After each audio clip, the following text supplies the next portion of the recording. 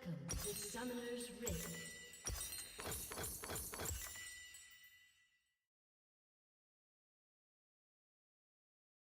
"30 seconds until minions spawn."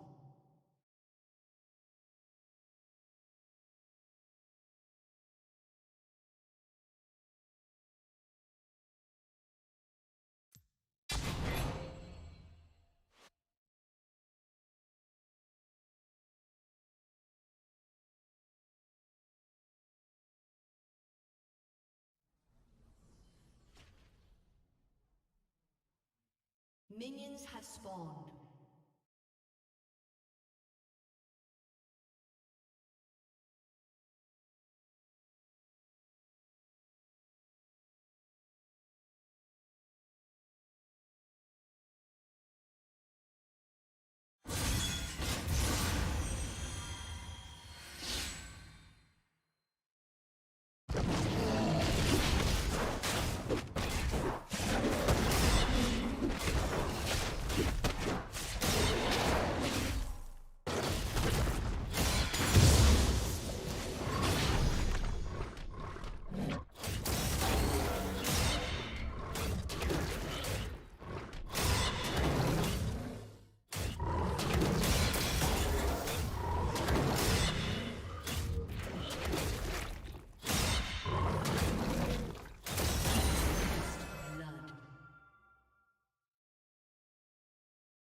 An ally has been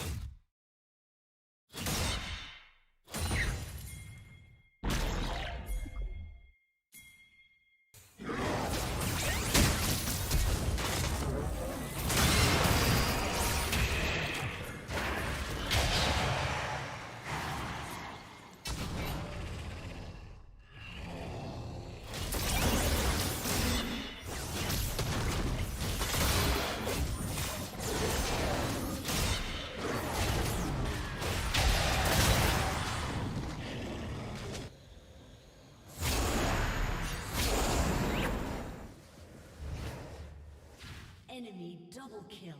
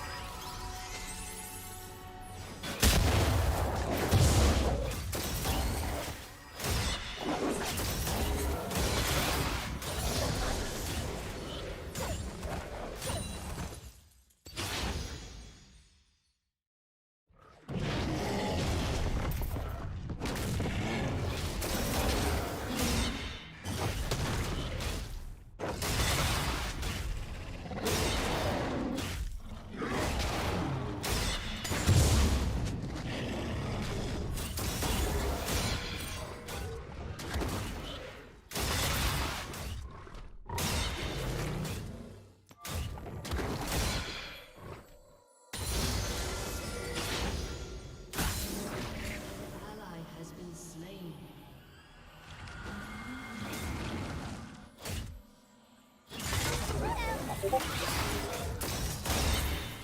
enemy has been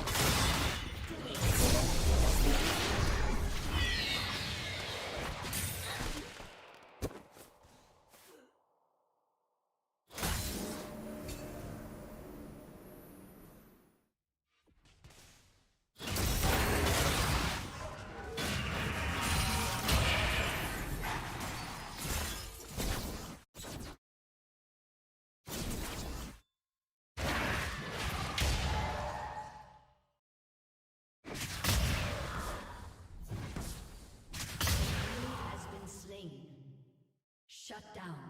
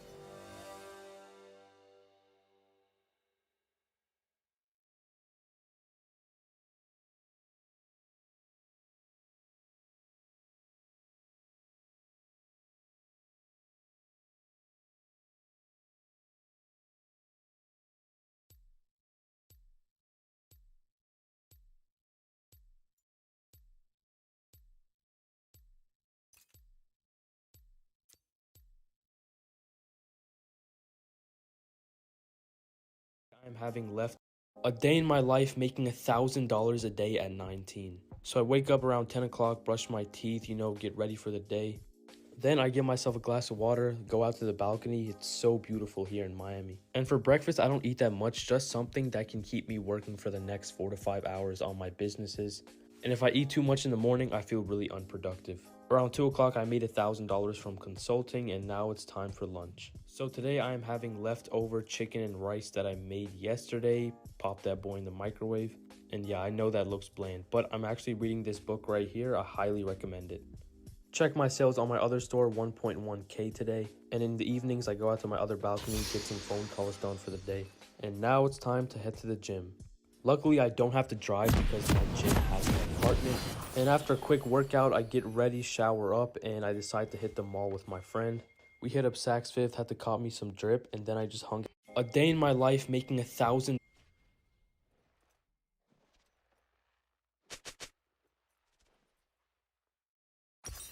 Welcome to Summoner's Rift.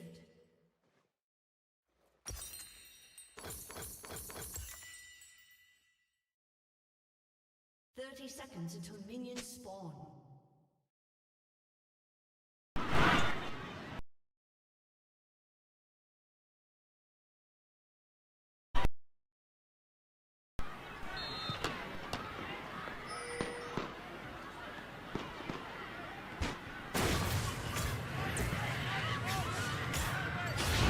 Plat by Morgan. Morgan to the 20. We're going to break.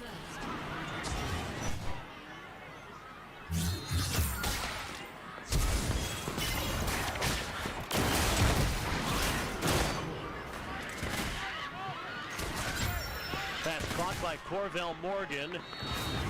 Morgan to the 20.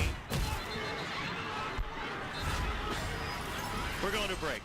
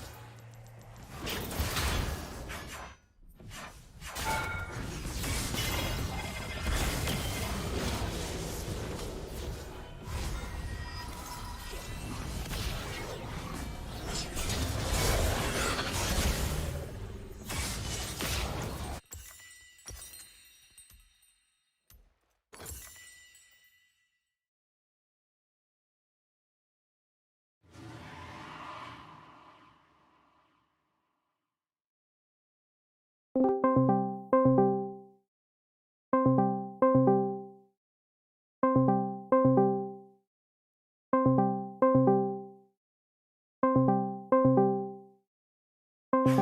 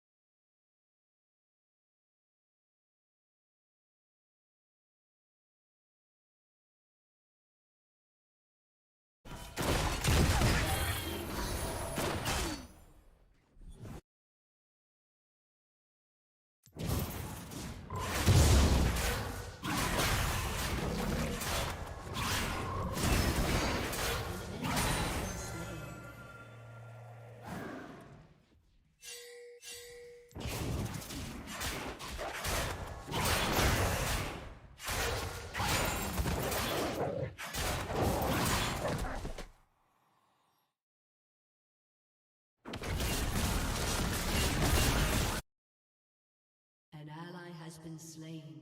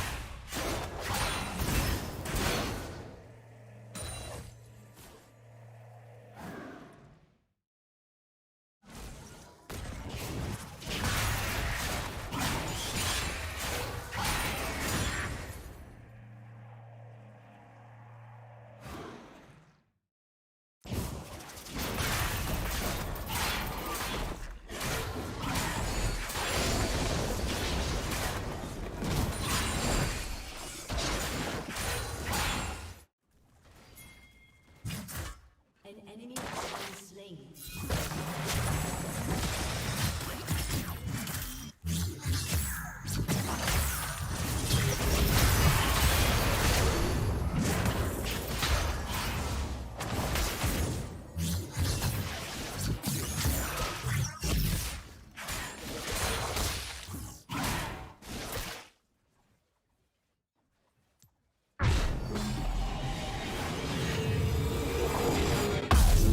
Enemy rampage.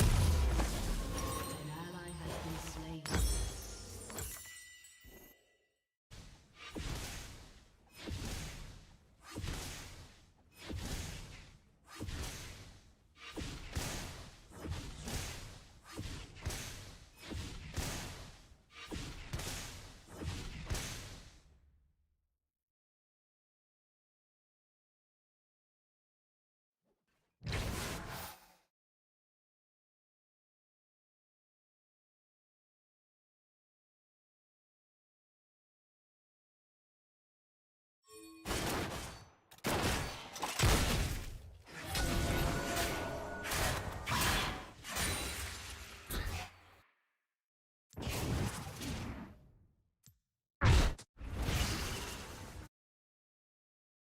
An ally has been slain.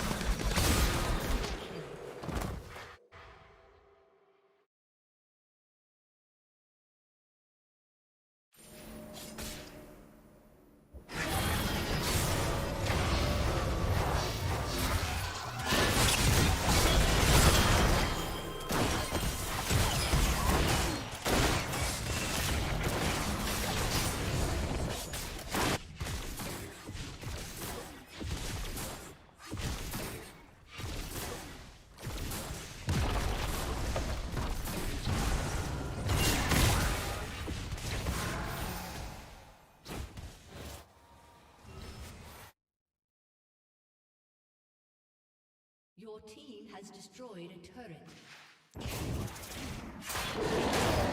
Has been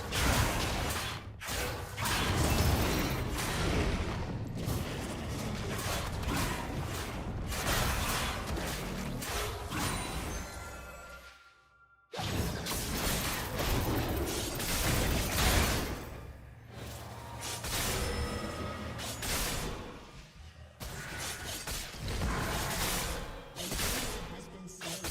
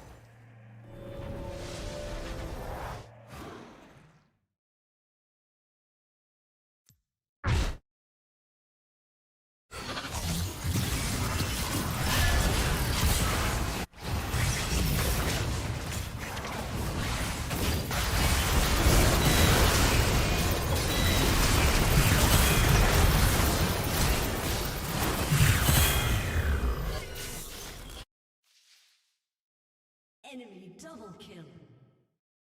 You have been slain.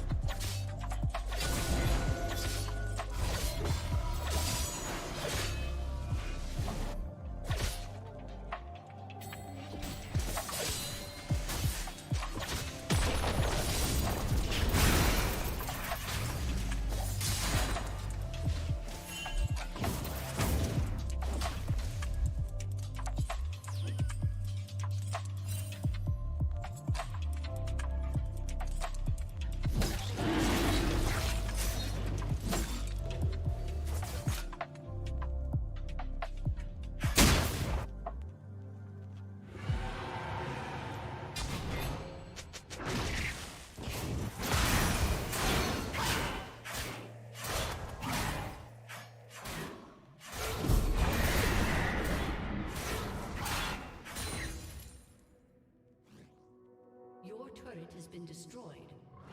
An ally has been slain. An enemy has been slain. An ally has been slain. An ally has been slain.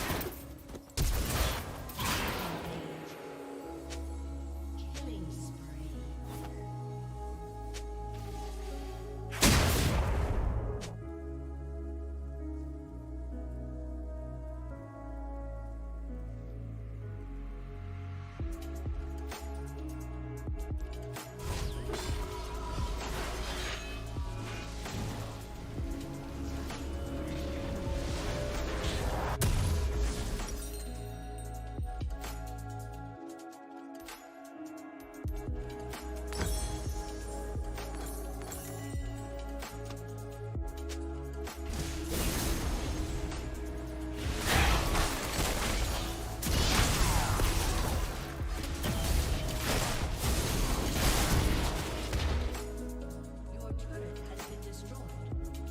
Double kill.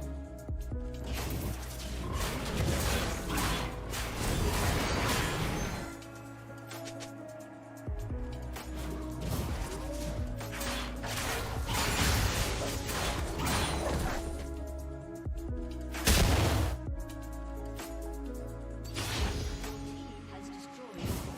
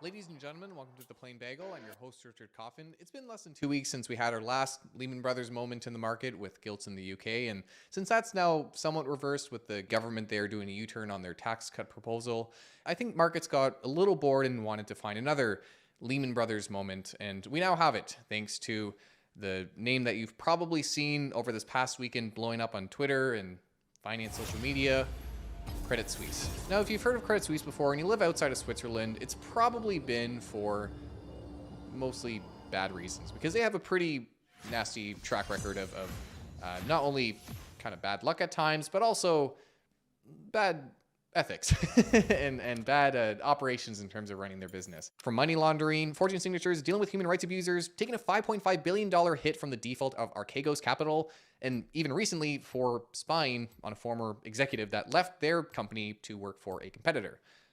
So not a very well-loved bank. But as mentioned, today Credit Suisse is in the news because many fear that it might be kicking off the next Lehman Brothers moment. You see, outside their regular banking operations within the country of Switzerland, Credit Suisse is a fairly large international investment bank with wealth and asset management services as well as investment banking services.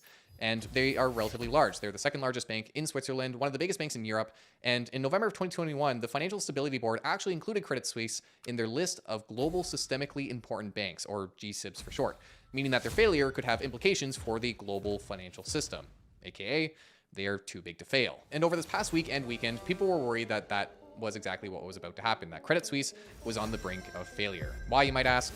Well, because executives for the company said that the firm was doing fine. Yeah.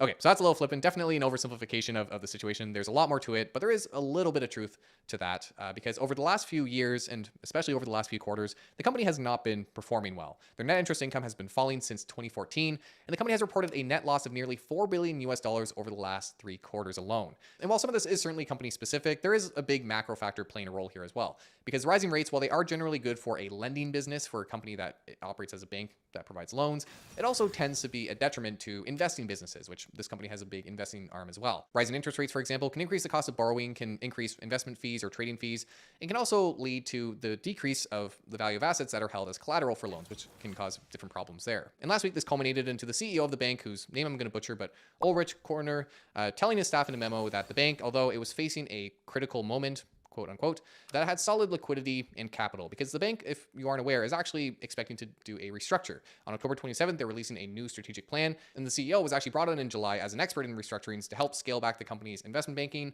and to cut more than $1 billion in costs. And even over the weekend, executives carried this message in a campaign, reaching out to clients, investors, and counterparties to let them know that the bank was doing okay. And people didn't believe them. A lot of people assume that the company doesn't have the cash it needs to carry out this massive restructuring, that it could need anywhere from 4 to 6 billion francs, which roughly translates into US dollars. Not to mention that just in this macro environment, there's a lot of execution risk with rising rates and high inflation. There's a lot that could go wrong very easily. And needless to say, it did not help the situation when an ABC reporter posted in a now deleted tweet that, quote, "Credible source tells me a major international investment bank is on the brink," with many speculating that this guy is talking about Credit Suisse. And overall, there's a lot of fear around Credit Suisse right now, so much so that the Swiss regulator FINMA, as well as the Bank of England, where the company actually has a fairly large hub, mentioned that they would be monitoring the situation. The stock has fallen to an all-time low as of Monday, being down over 80% over its entire history. Bond prices for the company have dropped as well, and as you've probably seen the many headlines talking about, credit default swaps for Credit Suisse bonds have skyrocketed in price, reaching a 5-year spread of 250 basis points, or 2.5 percentage points. Credit default swap more or less operates as an insurance contract, where the person who buys the credit default swap more or less gets protection against a bond defaulting. So in this case, if you own Credit Suisse bonds and you buy a credit default swap, you would get a payout, a protection payment, if you will, if Credit Suisse defaults. So the value of that credit default swap increases as the risk of Credit Suisse defaulting increases. So with prices skyrocketing, a lot of traders are pricing in a higher risk of Credit Suisse failing to pay its bonds, which is why that matters. And credit default swaps are quoted as a percentage that represents the premium payment that the buyer pays on a regular basis as a percentage of the notional value of the contract. Now, I have this awesome graph to show how Credit Suisse compares to competitors when it comes to the price of these credit default swaps. But to put it further into perspective, on this Friday, the credit default swaps at close were at 355 basis points, which is the highest they've been in over 2 decades for the company. And for reference, at the beginning of the year, the credit default swaps were below 60 basis points. So they've gone up quite a bit. And according to Fortune, with this pricing around credit default swaps, traders are pricing in a 23% chance that the bank defaults on its bonds within the next 5 years. So that's why people are nervous about Credit Suisse. Not only are times tough for the company, not only is it a terrible macro environment for them, and executives are calling people, making them nervous by saying that everything's okay. There's also the fact that traders in the market are pricing in a relatively high risk, even though there's a more probability that they don't default, but a raised risk, if you will, for the company defaulting on its bond payments, which obviously is enough to make anyone nervous when you have such a globally important financial institution. With all these comparisons of Credit Suisse to Lehman Brothers, there is a lot of fear mongering right now in the markets. Now, because Credit Suisse is a publicly traded stock, let me be very clear here. I'm not recommending a buy for the stock. I'm not recommending a sell or a short. Credit Suisse, yes, has not been doing well over the last few years, and they do face a heightened risk of failure when compared to peers. So that's all stuff you should be aware of, whether that's a buy opportunity, a sell, whatever. That's outside the scope of this video. But what I will say here is that these comparisons to Lehman Brothers are really overblown and leave out a lot of important details in terms of how these two institutions drastically differ from what Lehman Brothers was in 2008 to what Credit Suisse is in 2022. First of all, let me clear something up around the size of Credit Suisse relative to Lehman Brothers. There's some confusion about assets versus assets under management. They are two separate things. But for reference, the total assets for Credit Suisse as of the second quarter of 2022 was $753.5 billion US dollars, which is marginally larger than what Lehman Brothers was. At the close of 2008, Lehman Brothers had $639.4 billion US dollars. But when you account for inflation, the numbers are actually pretty close to one another. So they are relatively the same size. Yes, Credit Suisse does have 1.45 trillion US dollars in assets under management, but this is actually different from total assets. Total assets refers to what the bank owns, if you will. Assets under management is what clients hold through Credit Suisse, but it belongs to the clients. It's client money and client assets that are invested through Credit Suisse's services.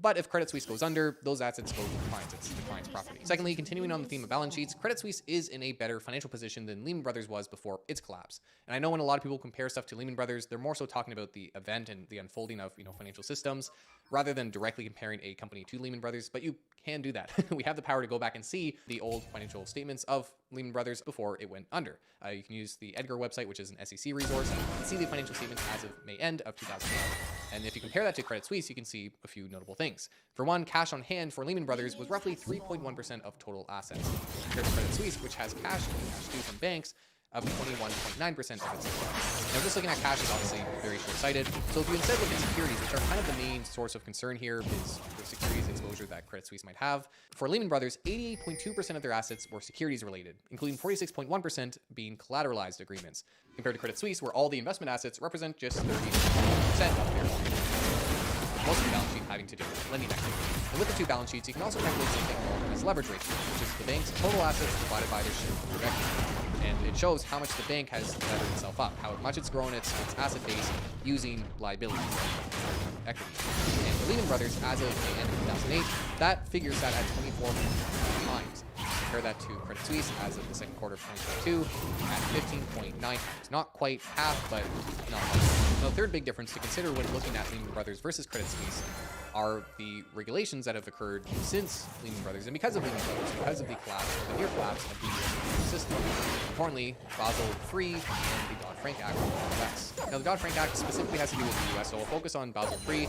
Basel III was an international framework that was adopted by a number of different countries to help ensure that banks didn't experience another 2008-like financial crisis. And this accord was adopted by many countries to impose more strict rules about how banks operate, so that they had enough capital on hand to deal with stress tests and to absorb losses in the case of a disaster or an unexpected loss, such as with the 2008 financial crisis. And one of these metrics that came with a new minimum that banks had to meet if they wanted to operate was the CET1 ratio, the Common Equity Tier 1 ratio. Now, to oversimplify, what this does is it takes a company's Tier 1 assets, or equity, being basically the money that the company has that belongs to it that would be the first loss if the company were to lose money, so shareholders' equity.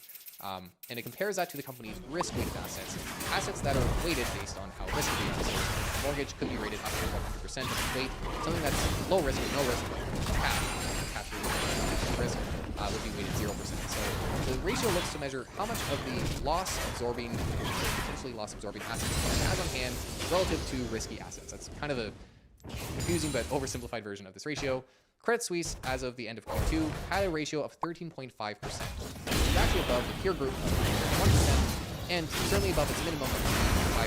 On top of this, Credit Suisse actually has a liquidity coverage ratio of 191%, which according to Financial Times is significantly higher than most of its peers.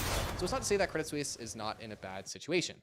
It is to say, however, that to oversimplify things and to say that it's a Lehman Brothers loan that's just like Lehman Brothers is missing a few important details. In fact, when we talk about capital requirements, these banks that are identified as GSIBs as globally important or significant for the overall financial market their capital requirements are actually more stringent than other banks and regular regional banks, for example, because regulators know that they come with more risk of causing a financial disaster if they were to go under. Now, stay with me for a second. That's not to say that Credit Suisse is not a risky financial institution, that's not a risky investment, and that there isn't a higher risk of default. The stock is down quite a bit, and that means that to raise capital, it will be much more expensive, and investors will likely demand much more compensation to absorb the risk that the market has priced into Credit Suisse. So there's a bit of a self-fulfilling prophecy to having traders price in a lot of risk into the institution. In fact, increases the risk of operations. And when it comes to derivatives, it is worth noting that that risk is a lot harder to get. There's a lot of risk that isn't necessarily captured on the balance sheet because the balance sheet is a snapshot of the company's current asset value, but asset values for derivatives move very quickly because of the reduce. It can cause the company to lose money very rapidly. So it's not to downplay the risk. And of course, there's always a chance that it lies. And with Credit Suisse's history, wouldn't necessarily rule that out. Still, my point with this video is that any comparison to Lehman Brothers without highlighting at least some of these details of more stringent regulatory requirements in terms of the situation of Credit Suisse versus Lehman Brothers asset balance, it's just telling half of the story. Unfortunately, the fear-mongering side of the story, the side that gets clicks and makes people very concerned and nervous about the markets. For all we know, the company might see success with its strategy turnaround that the CEO is proposing. They might be able to sell part of their public business or bring on a new investor, which some people are speculating for that. And, well, definitely not an ideal situation. Some also speculate that the government would intervene if this company were to experience a Lehman-like moment, given its global importance. Still, even with all that being said, only time will tell how Credit Suisse performs from here on out. I'm really not betting one way or the other. It could turn out that next week that Credit Suisse defaults on payments. It's not the point here. The point is that there's not much point in speculating on these types of things. I think there's no better example of why speculating on this type of stuff is kind of silly. It's based a lot on rumors, a lot on hearsay, than with Bed Bath & Beyond. Because if you remember, around the time I posted that video about Bed Bath & Beyond, a lot of people were speculating that Ryan Cohen, the guy who sold his big stake in the company that sent the share tumbling, a lot of people were speculating that he was going to come in the next week and announce that he was buying a big part of the business. Bye bye, baby. A lot of people were diehard believers that that was going to happen on vast speculations with intricate theories. Turned out to not be true. And that's the problem with relying on rumors for an investment strategy. So focus on the fundamentals that you can see and consider the risks that you can't see. That's important with banks, especially with derivative products. And yeah, if you see a headline mentioning Lehman Brothers, take a pause, read through it, and see if it's a superficial comparison or if there's really a real reason why that name's being brought up again. Anyway, that's the video. I hope it helped to explain the Credit Suisse situation. I know it got a little convoluted that night, but hopefully it helps to simplify things and to explain why, while Lehman Brothers comparison might be at a superficial level, we dive deep into it. There are a lot of things to consider as well that don't necessarily in the picture. Still a higher risk company that you need to be cautious with. It's not to downplay that at all. But thank you for joining me. I hope you found the video enjoyable, helpful. If you did, please make sure to like, subscribe, all that good stuff. And let me know your thoughts on the situation below. As always, have a good time of day, and be safe out there.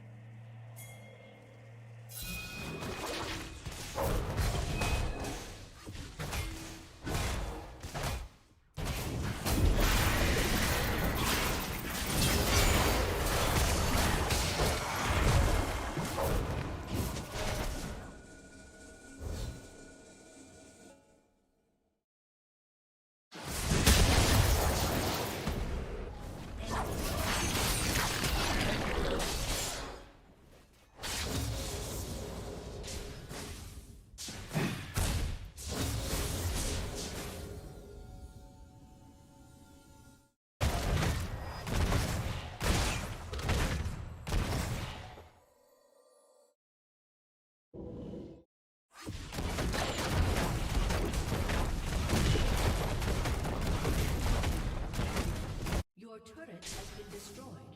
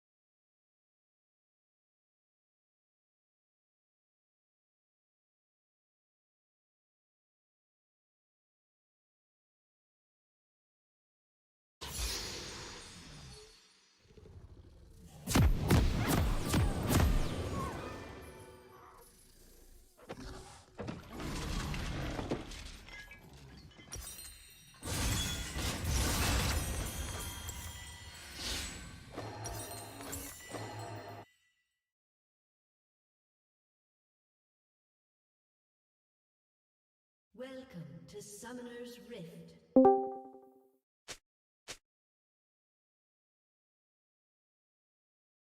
30 seconds until minions spawn.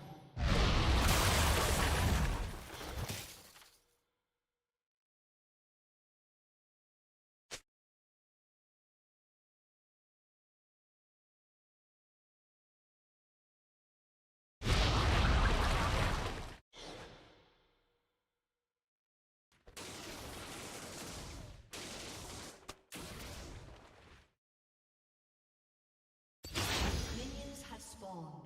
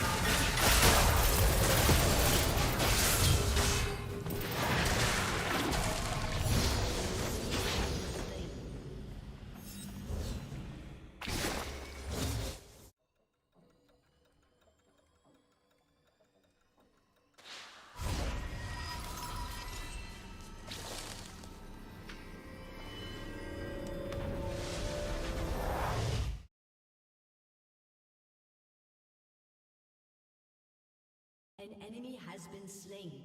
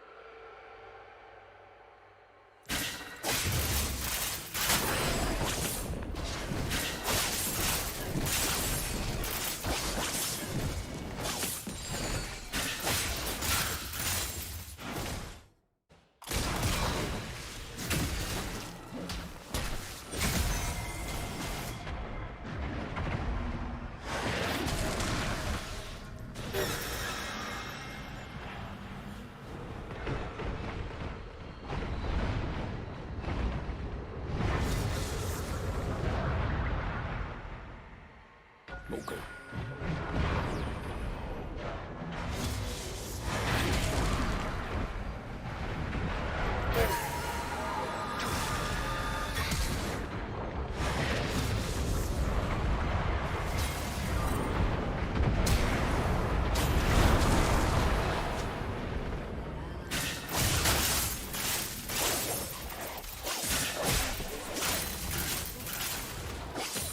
Double kill.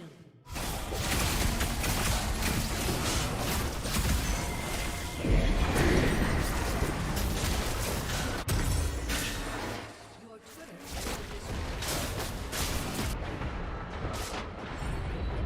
been destroyed.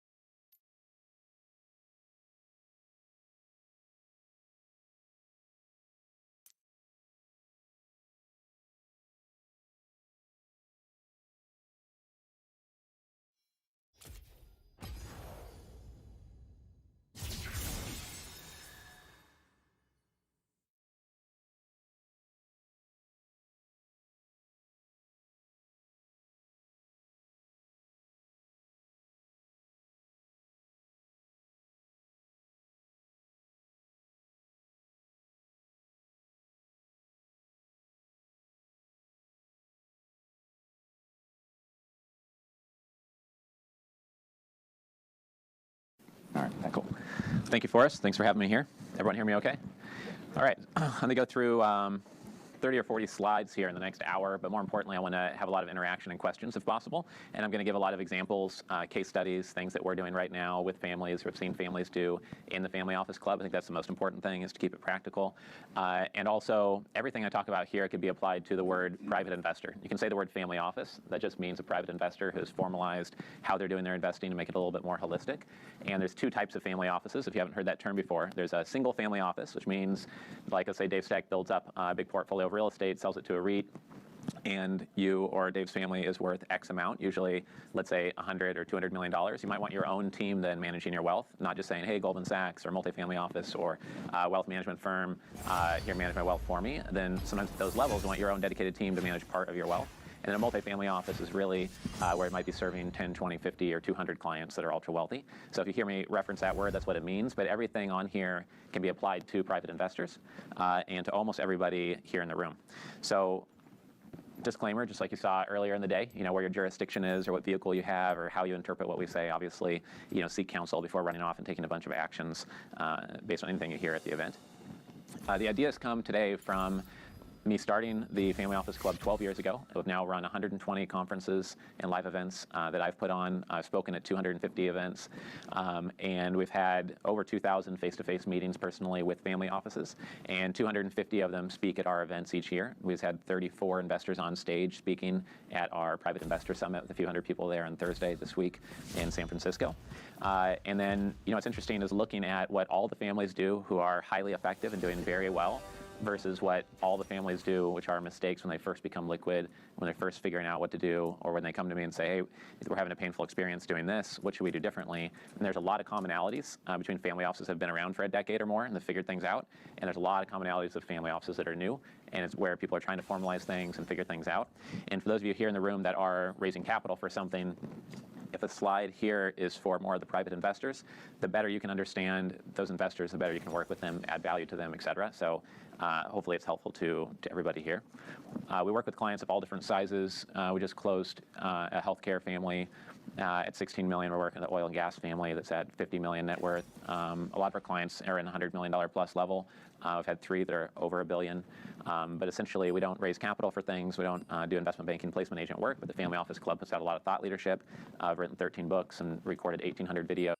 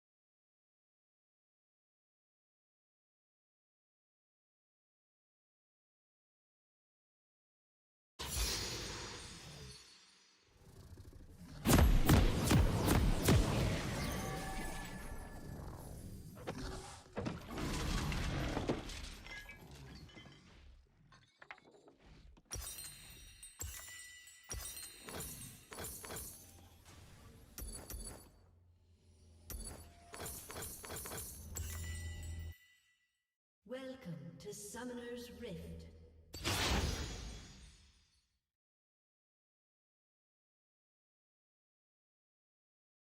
Thirty seconds till minions spawn.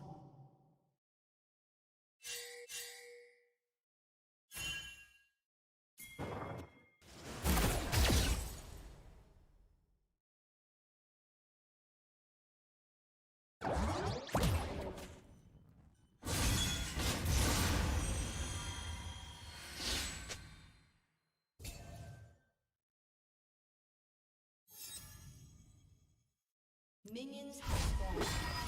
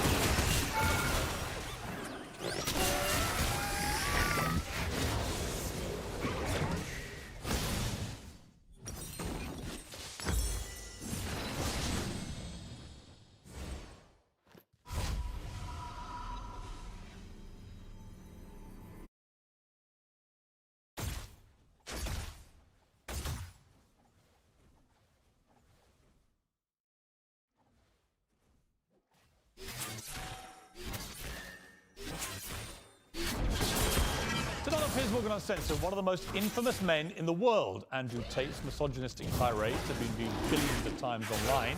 He's now been effectively banned, though, from the internet. He doesn't think that's fair.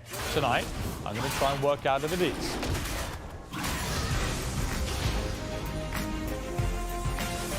From London, this is Piers Morgan Uncensored. Well, good evening from London and welcome to a special edition of Piers Morgan Uncensored. Andrew Tate, one-on-one. He's the most famous man you've probably never heard of, with billions of views online. At one point this year, more people were searching Google for Andrew Tate than Donald Trump or Kim Kardashian. Former professional TikToker kicked off Big Brother in 2016 after a video emerged of him striking a woman. What they now both claim was a consensual sex game. He's since made millions from the pornographer, casino owner in Romania, but it's his online videos that have made him notorious across the world, posing as a playboy with fast cars, cigars, weapons and cash. He rants about his often scandalous views on women. Or instruct a female to provide sustenance. Cook. So I think my sister is her husband's property, yes. Tells young men they can get as rich as him by paying for his digital life lessons. I have 100 business tips I'm going to teach you, which will allow you to make your own money instantly. But amid a global media backlash, the net has closed on Andrew Tate. While millions still share his videos, he's effectively banned from the web, booted off Facebook, YouTube, Instagram, Twitter, and TikTok. To his fans, he's a misunderstood satirist and a victim of big tech censorship. To many others, he's a malicious misogynist. Tonight, I'll try and get to the truth. Well, some of the opinions Andrew Tate shares in his videos are undeniably deeply offensive. We're going to show you some of them on this show. I think you should see them for yourself, not simply hear what he says about them or what other people say about them. Tens of millions of people across the world follow Andrew Tate. With a big following comes a big responsibility, as well as a public interest in holding his views to account. If outrageous opinions are read aloud, they can be challenged and exposed for what they are. If they're silenced, the person holding these views can become a martyr. So that's why I invited Andrew Tate to come here tonight, and he joins me now live. So, Andrew, well, welcome, first of all. You come all the way from Romania to do this interview. Correct. What do you hope to achieve from this interview? Why are you here? It'd be interesting to have a conversation with you. You've certainly been the subject of your own divided opinions in the world. There's a lot of people who would say some of the things you say are perhaps dangerous or toxic. So I thought you'd be a good person to speak to about this subject. I didn't know much about you before this year, and then I suddenly became very aware of you as the world did, because, as I said earlier, you were the #1 subject searched on Google ahead of Donald Trump. Yeah. I didn't think it was even possible. Why did you get suddenly so popular / infamous, do you think? I exploded. I certainly didn't do that with magic. I've been on the internet for a very long time. I think in the world we live in now, as the other side, the people who disagree with me, as they get more and more tyrannical in their censorships and their hate mobs, etc., as standard masculine practices are deemed toxic, I didn't put a magic spell on everybody. I managed to accumulate a large amount of affinity with the male populace across the Western world because I'm simply saying things that many men believe, think, and feel. The problem I would say is, I want to play you just a clip off the top. This is from Joe Rogan, who's somebody I absolutely love. Sure. And I think it explains to me what I presume my issue with you is going to be, right? Correct. And you have absolutely got the right to try and persuade me otherwise. So, but Joe Rogan said this about you. My 12-year-old and my 14-year-old asked me about Andrew Tate. And my 14-year-old asked me, I said he's a legit world champion kickboxer. I go, I like him a lot. Why do you like him? And I was asking him. They said he says a lot of funny stuff on Twitter and TikTok. He f***ed up with the misogynist. Yes. Because if he didn't do that, if he just did the pro-male stuff. So I thought that was interesting, because when I've gone over everything that's been at the centre of the debate about Andrew Tate, I come down with Joe Rogan in the sense that there's a lot of stuff you say I agree with. You know, I've got 3 sons in their 20s. It's not easy, actually, being a young male in the modern world. And I think a lot of the things that you say about that can resonate with them. The problem comes with the, I don't know, 10, 20% or whatever you're out there, which on the face of it appears to be blatant misogyny. And when you couple that with your massive influence and reach, that is why the social media companies have decided to effectively cancel you.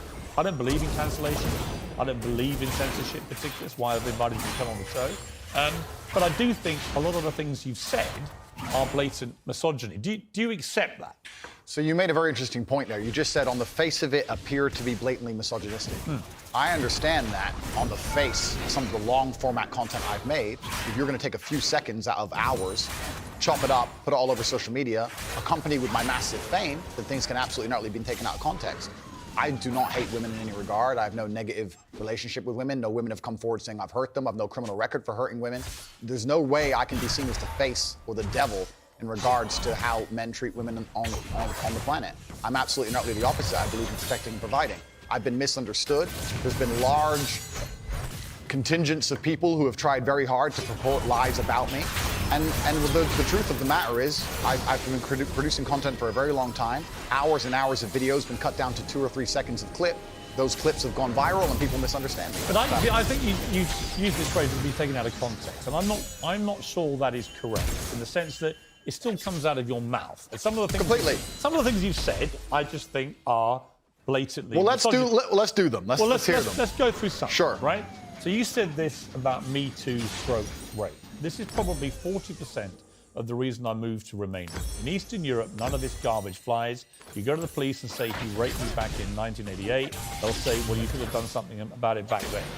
Yeah, so the point I was making was obviously at the height of the Me Too scandal, and also if we look at Amber Heard and Johnny Depp, there's been a lot of high-profile cases where men have been accused of things they did not do without evidence, and their lives have been completely and utterly destroyed. Right. When I say these things, people sit and say that, oh, he hates women. I don't hate women. I think rape is disgusting. I would take a stronger stance on rape than the British government. I think these people should face the death penalty. But to sit and say that women without evidence can go forward and just make up accusations against men, even though they've been repeatedly proven to destroy men's lives at will, is absolutely not. What about a woman who was raped back in 1988? Then the man should face absolute and complete justice. But do you understand that when that clip appears on TikTok as a clip, and all right, as a clip, completely. Okay, but it's still something that came out of your mouth. You accept that when that appears on TikTok, a lot of young, maybe not as smart as you, young men, right, impressionable teenagers, will read that and go, what's he telling me? Is he saying that rape doesn't exist? No, I completely. I'm not going to sit here as a professional and say that I can't be taken out of context. What I will say is that one small sentence you've taken was from a 1-hour video where I explained that, of course, rape is disgusting. Of course, everybody should be punished for their crimes regardless of when they happen. But people are not perfect, male and female. And if you give women the opportunity to destroy men's lives without evidence, there's going to be a contingent of women who will do that. I'm trying to make a balanced and nuanced argument in a world where people have no attention span. They're going to take a few seconds, put it online, decide someone's good or bad, not be interested in the longer format video. And here I am. No, I'm certainly a person who takes personal responsibility. That's who I am as a person. But we live in a world now with TikTok videos 5 or 6 seconds long. There's no content. Do you think women are the property of men? No. The point I was making... Why have you said they are? Because I made a religious point. I said that when a man marries a woman, the woman's father walks her down the aisle, and hands her away to the man. Traditionally, this is what it says in the Bible. I'm a religious person. I believe in God. I live in this So you do think that the woman becomes the man's... I think she takes his last name. I mean, let's watch the clip that you said about it. Sure. So that we can get it in context. So I think my sister is her husband's property, yes. When a bride is walking down the aisle to marry the groom, the father walks next to her and gives her away. True or false? Absolutely. But I've been married twice, as it turns out, and on both occasions I didn't believe that the woman property. Perhaps the way the reason I'm asked that question repeatedly, and I'm asked in a loaded way. So would you rephrase what you said? Now, that's an interesting point about phrasing.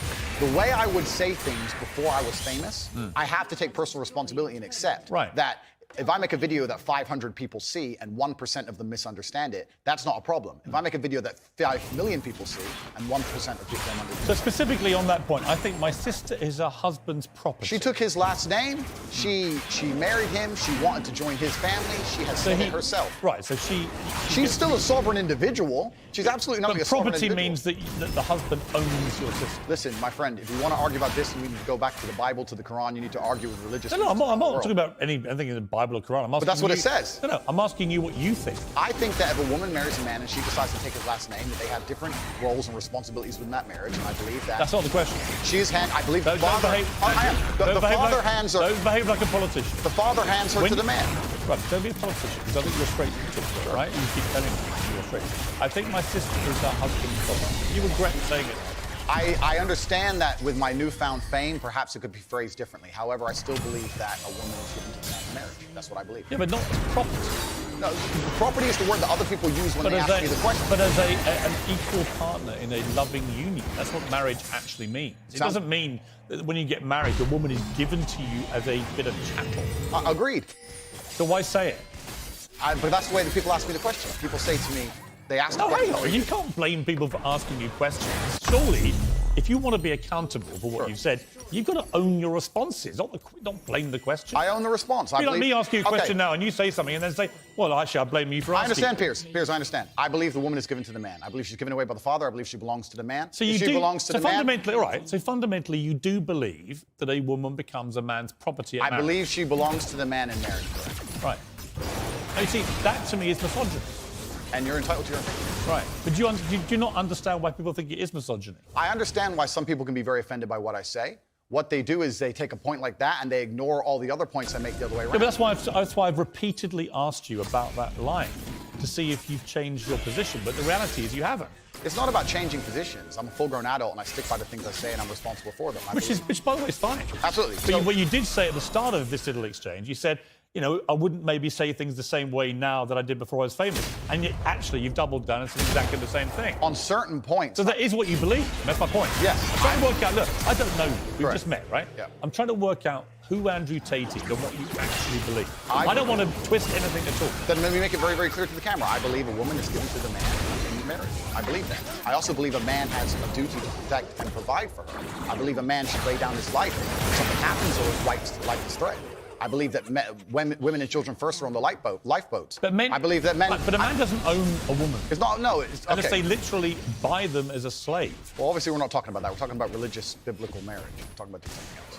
Yeah, but I'm a Christian. I don't believe that I own my wife. Do you believe your wife was given away to you and she took your last name? I believe that there is a process where a father traditionally walks his daughter down the aisle and hands his daughter to this man, and they stand there and become a union of two loving people in a partnership. No, there's no ownership involved. I didn't say he's not selling her. The father of the bride isn't selling his daughter. No, absolutely. That's what property means. She becomes a member of your family. Is it? I think we're arguing over semantics. We're not, because fundamentally, I don't believe a man owns a woman. You do.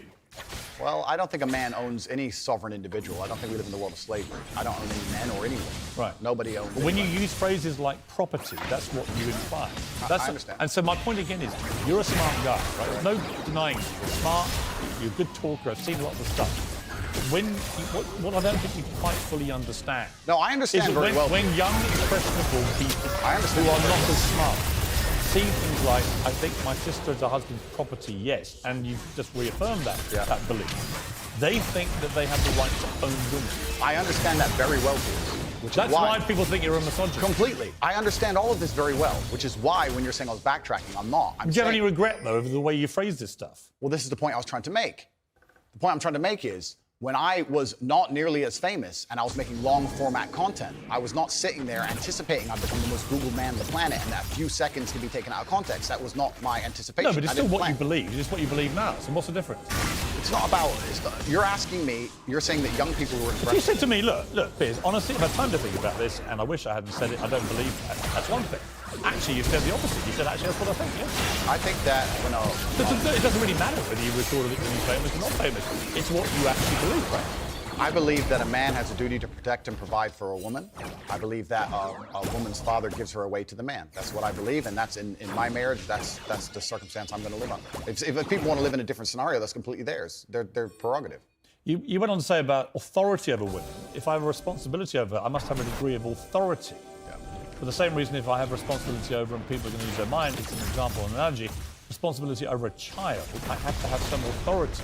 So you believe as part of your ownership or your property of the woman, you have authority over her. No, I believe if you have... That's what you said. I believe if you have responsibility over something, you have to have a degree of authority. You can't be responsible. Yeah, but authority means, again, that you're the boss. The point I'm making, if you'll please let me finish at this point. The point I was trying to make was talking about the safety of the woman who's walking alone at night. And I was saying, well, I wouldn't let my woman walk alone at night. I said, well, you're not in charge of her. You don't get to decide what she does. I said, I understand, but if I'm responsible for her safety, and I'm the person who's burdened with making sure she's safe. I have to have the authority to say, don't put yourself in unsafe situations. The two things are linked. Well, you don't have authority. You can absolutely have the right to say to the woman you're with, I don't think you should, but ultimately... If she decides, then I can't force her. Right, so authority implies that you have the ability to control someone. No, authority implies that I have the moral right to sit and say that that's an irresponsible thing to do and I'm responsible for it. That's not what authority means. Well, I'm not going to... If you think I'm going to lock somebody up in their room, is that what you're implying? No, I don't think you know what authority means. I know what it means. I'm saying that if I just a different description of what authority. If I have responsibility for the safety, and I have to have the authority for not to be unsafe. Yeah, but authority means that you have some form of control over I think you're trying to. What you're trying to. I'm only trying to get to what you think. Honestly, I am. I come with no agenda here at all. I understand, and I'm explaining very, very clearly. If I have responsibility over said subject, I have to have authority over it. So let me say you have children, right? Right. You have responsibility for them. No, I have legal authority over my children. That is very different to having legal authority over my wife or my female partner. Completely, but the point I'm trying to make... So you accept that? I accept that. Because you used the analogy of responsibility for a child. My friend, these are very... These are actually really important things. They're important things, but you interrupt me every 5 seconds, so it's hard for me to actually... The point I'm making here is very simple. You have children, and you're responsible for their safety, so you're going to have authority to say, don't go out at night, perhaps, because you want them to be safe. I have legal authority. You have a legal authority. Yeah. Legal authority. I'm saying that if I had a woman, and the question where you've raised this soundbite from, I was asked about protecting a woman, making sure she's safe, and I would say I wouldn't want her to go out at night on her own, because I'm responsible for her safety. And someone said, well, you don't have authority over her to do that. And I said, well, no, I can't force her to stay inside. But if she were to ask me, how do I protect myself at night? I would say, well, you should stay inside. That's how you should do it. I don't have an issue with what So we agree. No. It's the semantics. No, it's not semantics. And this is where I don't think you quite get why there's a furore over what you say. With respect. Because the semantic point would be we're saying the same thing in different ways. But we're not. I'm saying to you that when you say I have to have some authority over a woman, I say to you, you have no right to any authority over a woman. You do over a child if it's your child, because you are the legal appointed guardian of that child. Understood. You're not a legally appointed guardian or authority over your wife or female partner. Legally appointed, absolutely not. I agree. However, when it comes to things like personal responsibility or personal safety, men, largely by society, are accepted. We're the protectors and providers. We can sit here and pretend that in the world we live in, if me and my wife were walking down the street and men were to come up and try and attack us, I wouldn't be the one fighting. But we both know in reality I would. Right. I have a degree of responsibility to protect her. So if I have a degree of responsibility to protect her physically, then the point I'm trying to make is I will do my best to make sure she's never putting herself in unsafe situations. Do you wish you hadn't used the word authority? The authority is something that she would give to me. She would come to me and say, how can I make sure I'm as safe as possible? But I don't want to interrupt you. I just want to point out that's not what authority means. If someone gives, a person can give... Voluntary authority is not authority. No, but that's the point. It's not. Piers. How is it not? Piers, if a woman comes to me and says, I want you to keep me safe, she is handing me authority for her safety. But do you understand the difference between having authority over somebody and somebody giving you permission to have authority? Completely. I never said... One is consensual and one isn't. But why are we pretending I do unconsensual things? Because you literally say, I must have a degree of authority. I have to have some authority. And the point... Only if I'm responsible for her safety. If I'm not responsible for her safety, I don't have authority. If your position now is that with her permission, I would like to have authority when we go out at night to protect her, that's a different That was thing. always my position. But that's not what you said.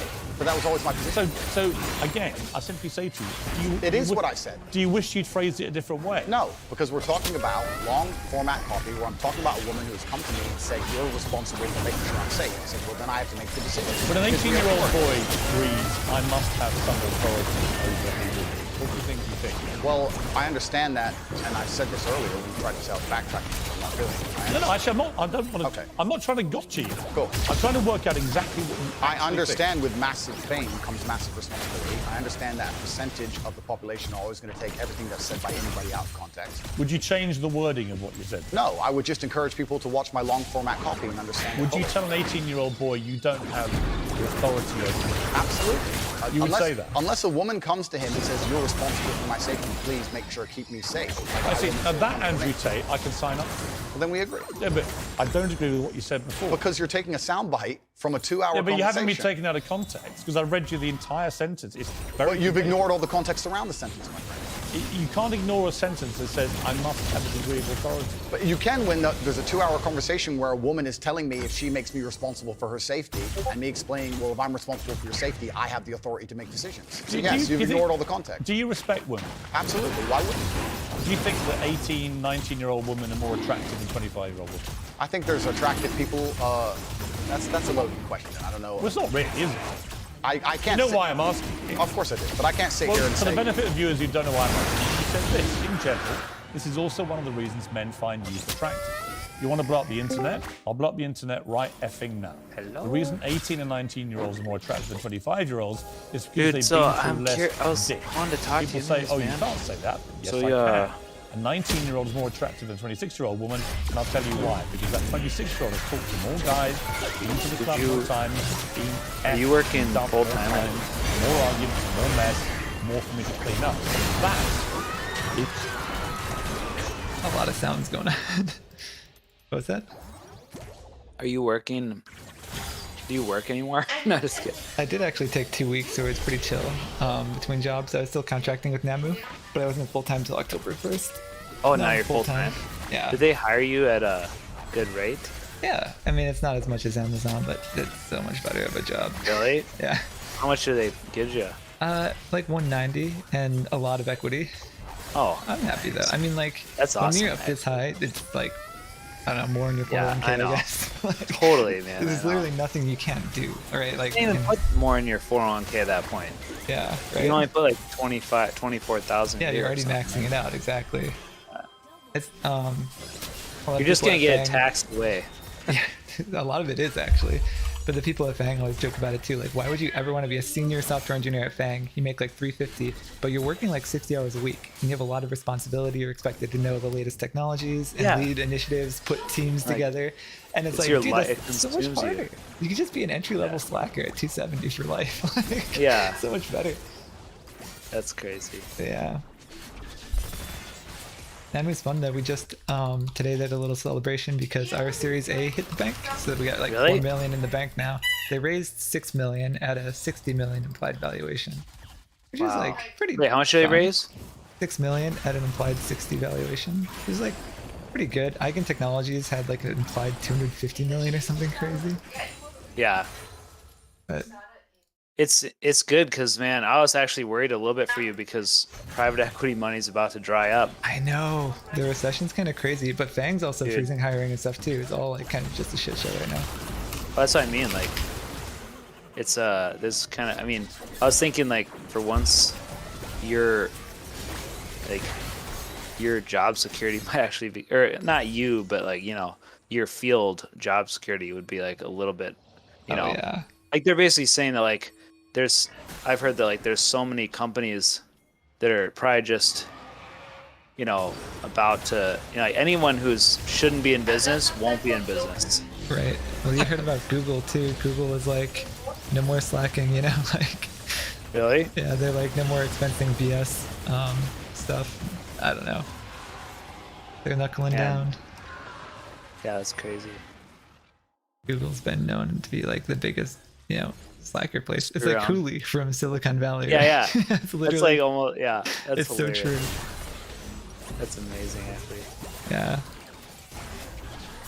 I don't know. AWS wasn't that bad, but it's just not worth it, I think.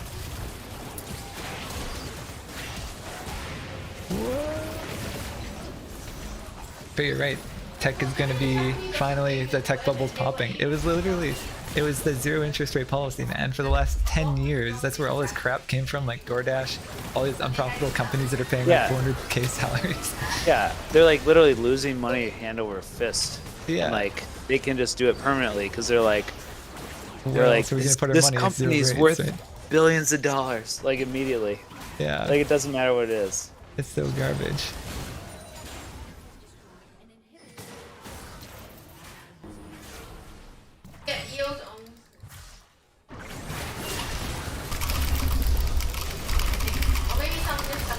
I don't know how it works. They really have to manage.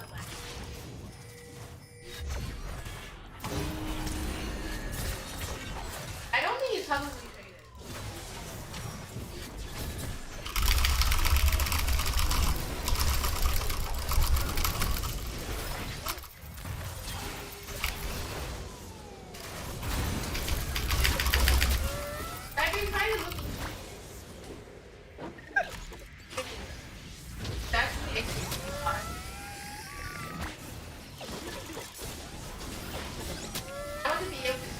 Yeah, I think white collar is going to go down too. But the funny thing is, because of inflation and high rates and stuff, I think blue collar is going to start paying like really well, right? Really? Nobody wants to go work in an oil rig. It's a shitty job. Like it really sucks. Yeah, dude. Working long hours in a bumfuck nowhere town, getting dirty every day. Those are going to start paying like, I think, better than like tech. Like it's really reversing with interest rates. Well, I think white collar. Did you read? I read some stuff that like once everyone's remote, it's kind of like, well, if everyone's remote, then we're not gonna bother hiring people in America anymore. You know what I mean? Like, right? Like it's really like a crazy thing. Yeah. I mean, honestly, why do you need it? Eigen had some Eastern European engineers who are like remote and they're fine. I don't know. Yeah. Why not? And also, you just don't need that many people. Once everyone goes full remote, and you're like, oh, did we really need like, I don't know. There's just have so many people, like office managers and stuff. We were talking about this the other night. Crazy. There's so much white collar just paper pushing. It's true, man. It's fine. There'll be other jobs. There's always something else. I know. Nowadays, totally, man. I mean,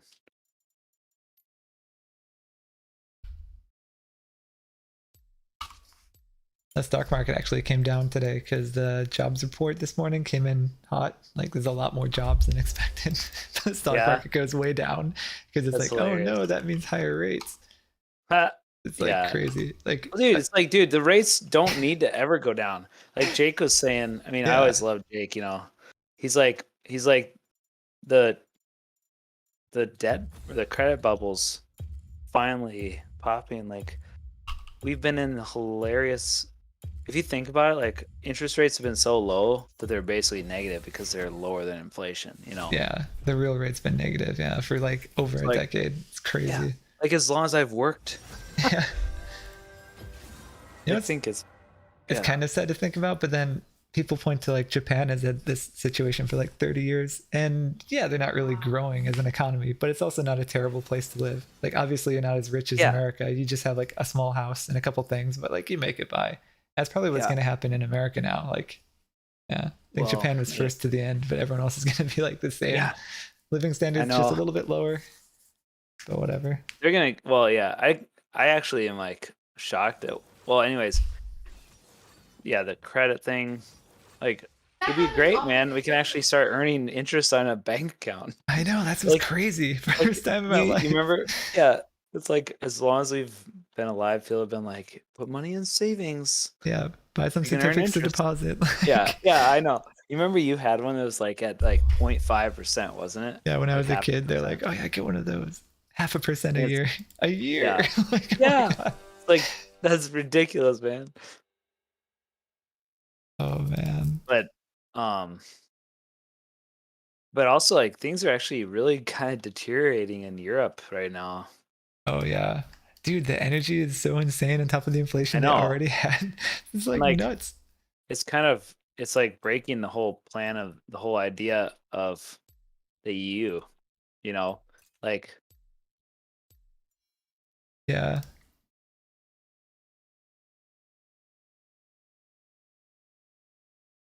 I know. They're going to have to go back to separate currencies. But then look at Britain. Britain, like, it's just falling apart now. I guess they've been making some really bad choices after Brexit. Like, I don't know, just really mismanaging their monetary and fiscal policies. They have, like, conflicting objectives. The UK. Oh, yeah. Yeah, the pound is at an all-time record low against the dollar. Did you know that? The pound is like, it was like $1.04 at one point. Yeah. Yeah, that's crazy. Insane. I forgot, because they're not part of the EU. Yeah, they were not at first. Now they're really not. Yeah. Now they can't be, probably. Yeah. But just like the whole European energy stuff, like everyone's like, that's supposed to be like one of the core things, I guess. What, energy? Of the EU is like sharing all the resources without like uncompetitively sharing them, kind of. Oh yeah. I died. Oh no. I died for the first time, I think. Yeah. No, I'm playing. I forgot what I'm doing. Which characters you playing lately? Honestly, all of them. I've been playing. I like for the last while. Like literally, as long as I played in the last like couple months, I always play for the like on Overwatch 1. I just played mystery heroes, or Oh, you know like yeah. the random heroes thing. Right. And like so I've been getting good at a lot of ones I just have been out of my periphery forever. That's cool. But I don't know. I keep forgetting to play guys like Zenyatta. I finally got figured out pretty good. And I was like, man, what took me so long to play this guy? Oh, he's so fun. I love Zenyatta. But I still default to some of my same olds.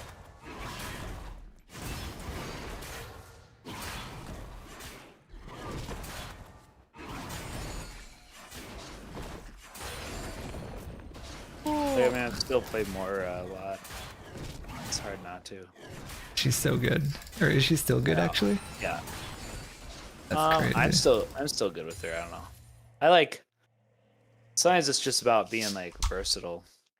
Yeah. I'm gonna test this now. I think. Her like fade is just way too strong. Like, way too strong. It looks like your ult charge actually does just stay with characters. Like if you played a character that charges fast and just killed yourself, I don't know. Or if you just go change even. That's crazy, actually.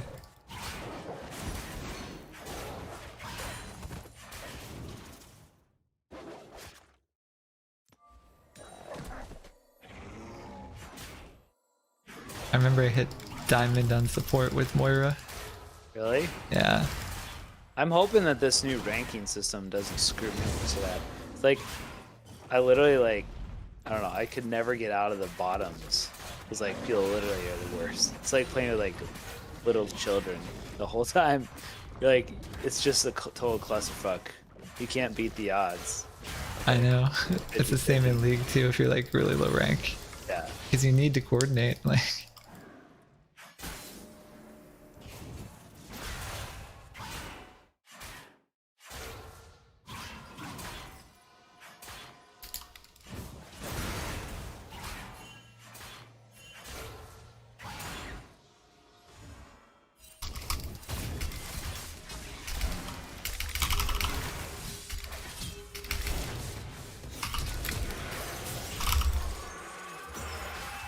I don't know. I do still play. I like actually once in a while I roll damage. I'm like, oh shoot, I forget how to play damage. Like there's not anyone with damage that I'm super good at. They actually did kind of ruin Bastion, but it's probably made him like not, I don't know. He's probably more dynamic. You can only like change temporarily. Like you can only do the turret mode temporarily. Yeah.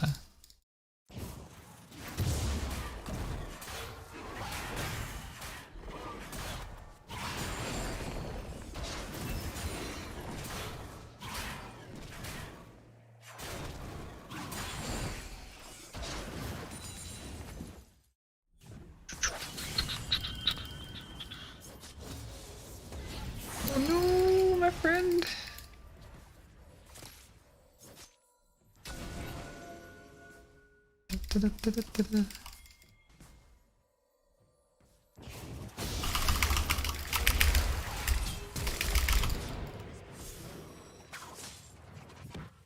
I've been jungling again after a long time, and it's so much fun.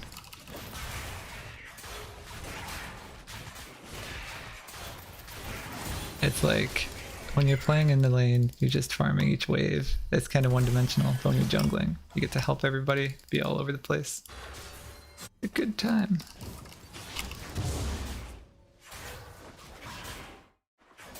Yeah, that's fun. Yeah.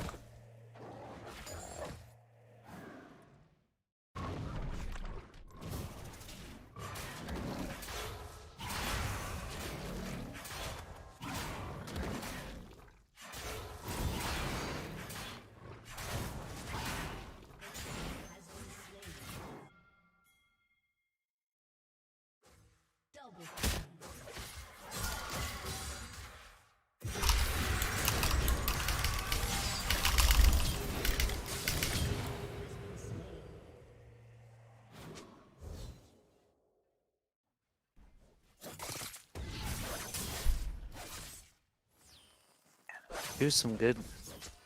I get lots of kills. That's the funnest part.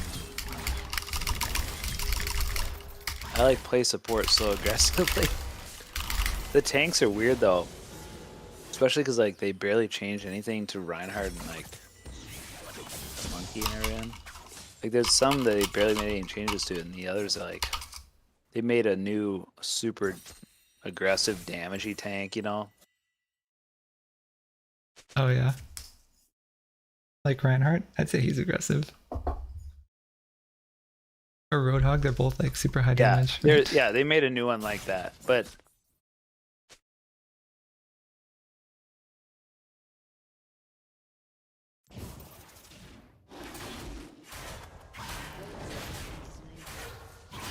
it's fun. I'm like, I literally was up with the Ingo was up from like 11 to. Oh man, it's so annoying. I hate this card game when they get the card in after you already got it super fast. And then it's like they have a minute or 4 minutes and you just have to like try again. But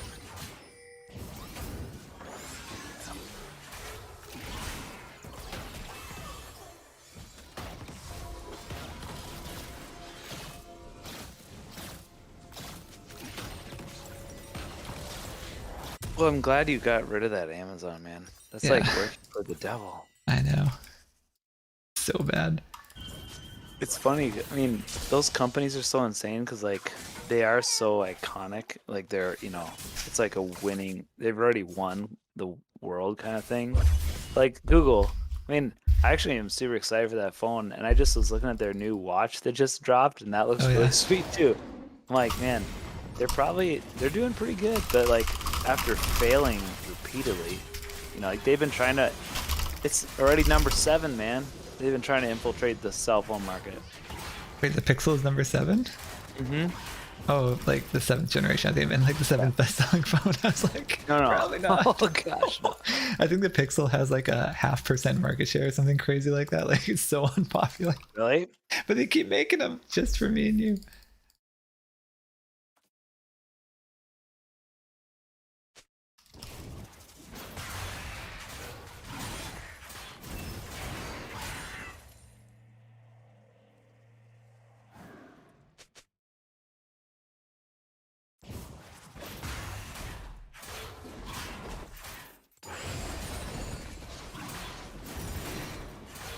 And that'll be cool though, because your current phone just has one camera right now. You're gonna have the Pixel ultra wide and everything too. That'll be nice.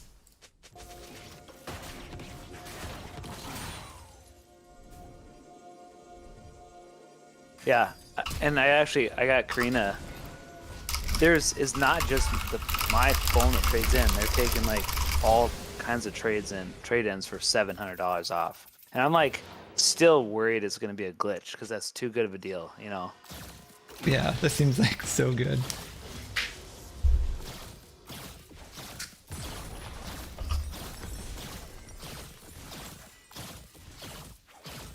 So yeah, so I ordered her one too.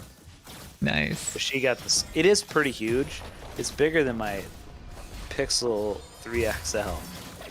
So I just ordered her the regular one, not the Pro, because it's a tiny bit smaller. The regular ones are a fine size nowadays. Like my regular S21 is just fine. I know. I didn't want a big one, to be honest. Like I wanted a little bit smaller. Like yeah.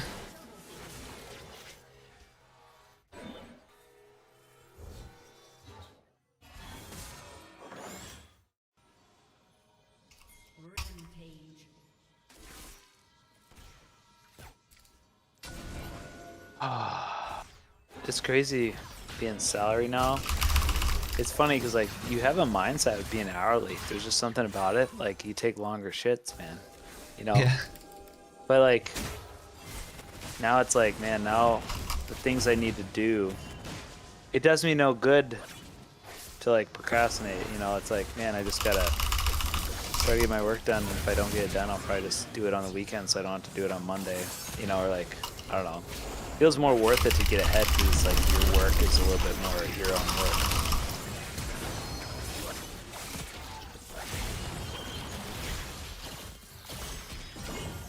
Yeah. Did you have to like track your hours then? Before? Yeah, dude.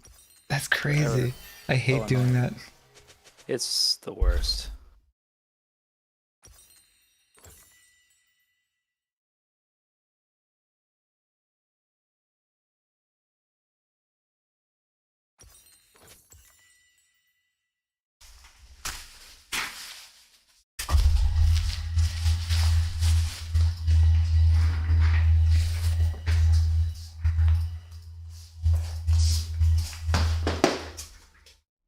Yeah. I'm glad to just have one job again. And then I'm not feeling guilty about not like coding in the evenings. Like, oh, I could be billing hourly or on weekends. Oh And yeah, then dude, I can't believe how long you did that. Yeah, just a year. It was like exactly a year. And I wasn't billing a whole lot. But yeah. Or you didn't bill as much as you worked, or what? No, I billed pretty much all that it worked, unless it was something like silly like refactoring and then it never went to production or something. What job did they give you now? Same one I had before. I'm just a senior software engineer. But that's what like Yeah. everybody is. It's kind of meaningless. Well, Yeah. except for Drew. He's not quite senior yet, but he's only been doing it for a year. Yeah, he's pretty new still. Yeah. He's not even hit a year yet. Yeah. Or maybe he did. It's a year, yeah, just over. He started in August last year actually, so it's been like a year and a few months. It goes fast, like nowadays. This is interesting. It says the competitive progress skill tier individual is adjust after every 7 wins or 20 losses or ties. So like you have to win 7 times to move forward and not, or I don't know. That's kind of weird. It's interesting. It's like placement series like in League of Legends, it sounds like. Really? Well, their old placement sucked because you had to place. I wonder if you're gonna have to place every competitive season, or like if we'll actually be able to play together. That's what I'm curious about. Like, are we reset? I should see what my profile says, anyways. Probably play one more. It's so late, but Yeah. it took me. It took me forever. It took me 20 minutes to get on. There's a queue to get on. Isn't that crazy? That is crazy. I heard about the queues though. Yeah. It's weird. I made that update that you told me about, or that like. Yeah, the aiming thing. Did it help? Yeah. I don't even know.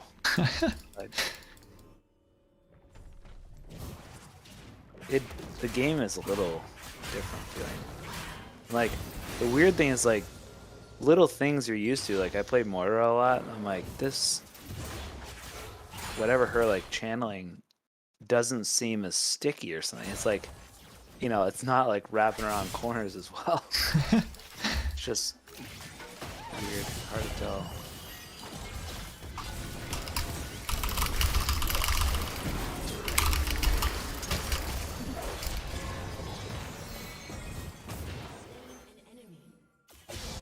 I was working on some super complicated legal stuff today. Oh, nice. It's like I don't know how I ended up in this job after all these years, where like I just do the most onerous paperwork. That's basically what I do. And I do and do it carefully enough, I guess.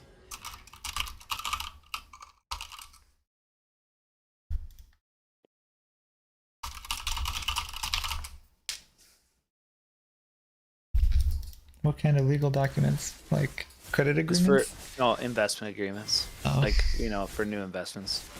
We do so much private equity, so we go into like at least probably about 20 or more new investments every year. But this is like, those are actually, oh man, this is a new map. Oh, there's these new bot pushing maps where you like, they're pretty cool. You like go to the middle and push, like try to take control of this robot and like push him forward, and like they can push him back. It's like you can play a center cart basically. Yeah. I remember reading about that. It's kind of cool. Like King of the Hill with like pushing. Yeah, Yeah. pretty good.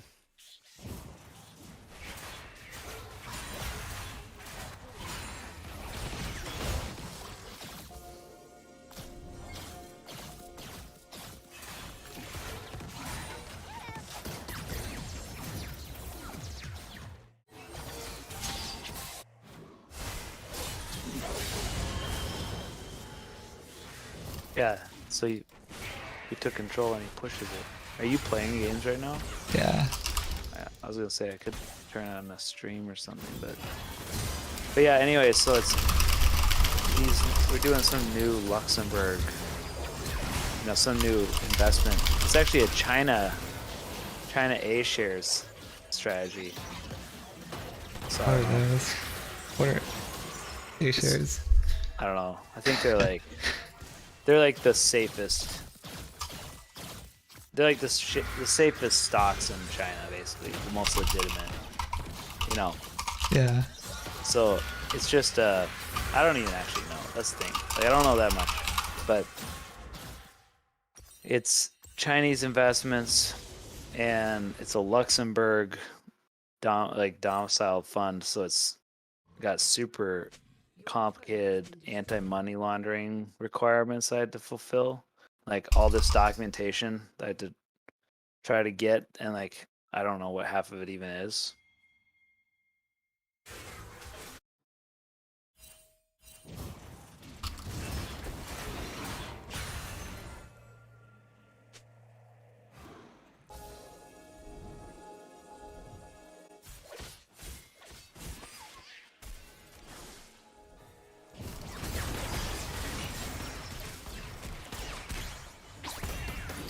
How do they take the robot? I don't understand that. I still don't know how these modes work.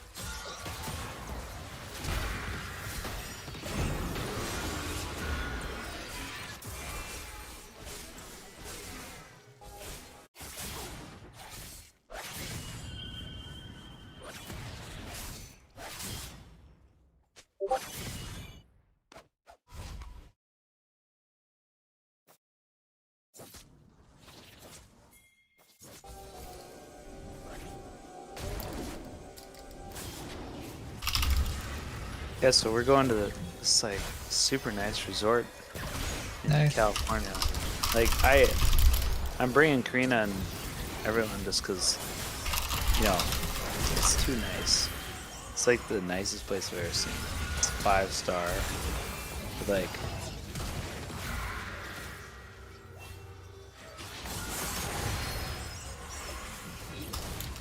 I don't even know how this mode works yet.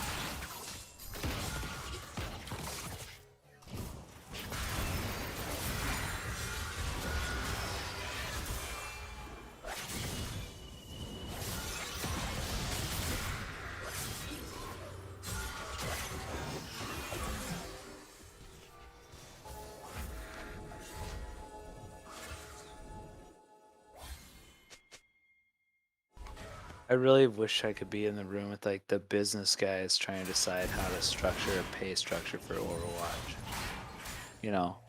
I think Are it's they just trying so to make fun. one?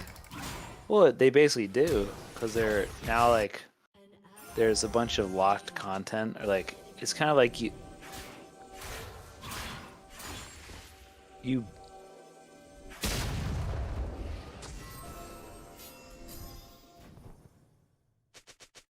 basically you earn rewards, but a bunch of them are like premium rewards. You have to like pay for a premium membership or something. It's like so dumb. I feel like it's totally gonna not work.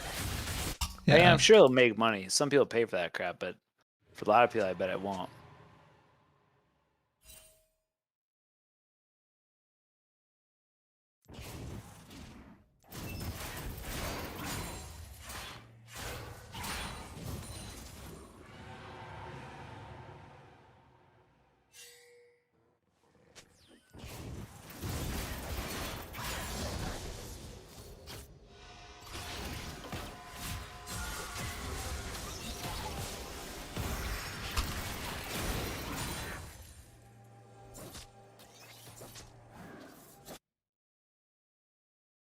It's really weird. You keep. Damn it.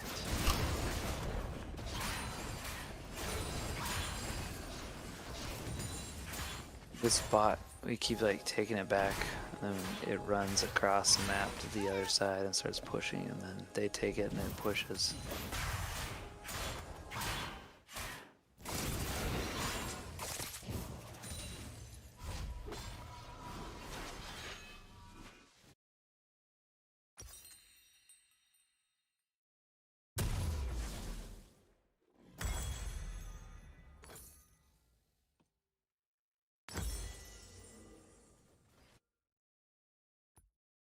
An enemy has been slain. Oh.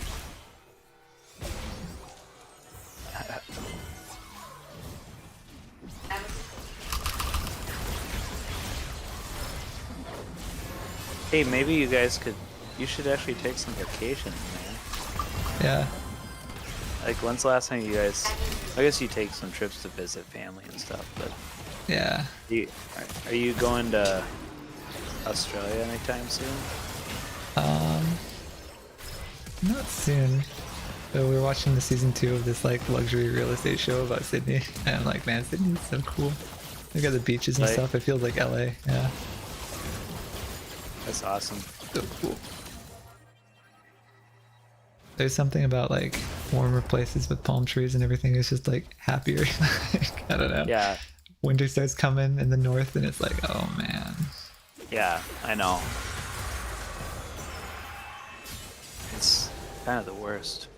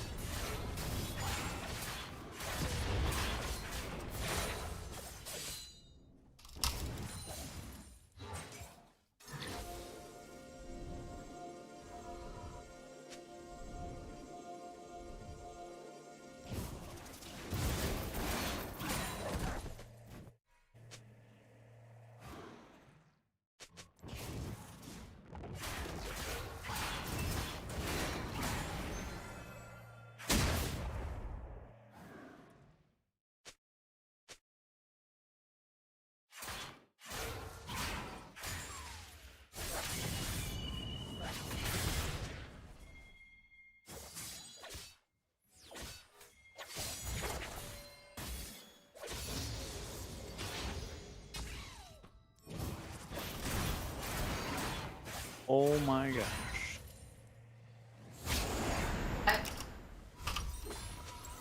Now. Wait, don't do that to the game.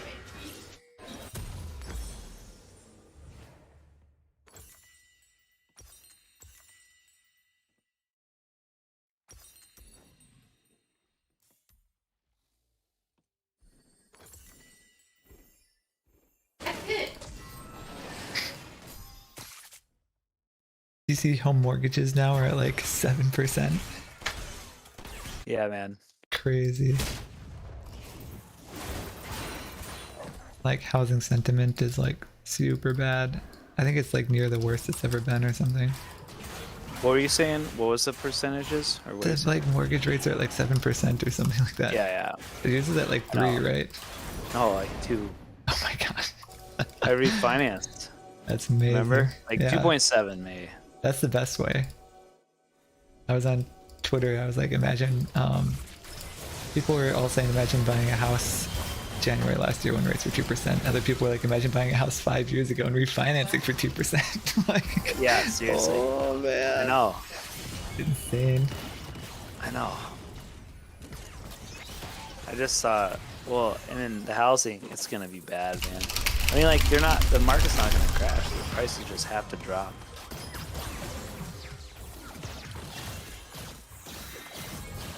I know.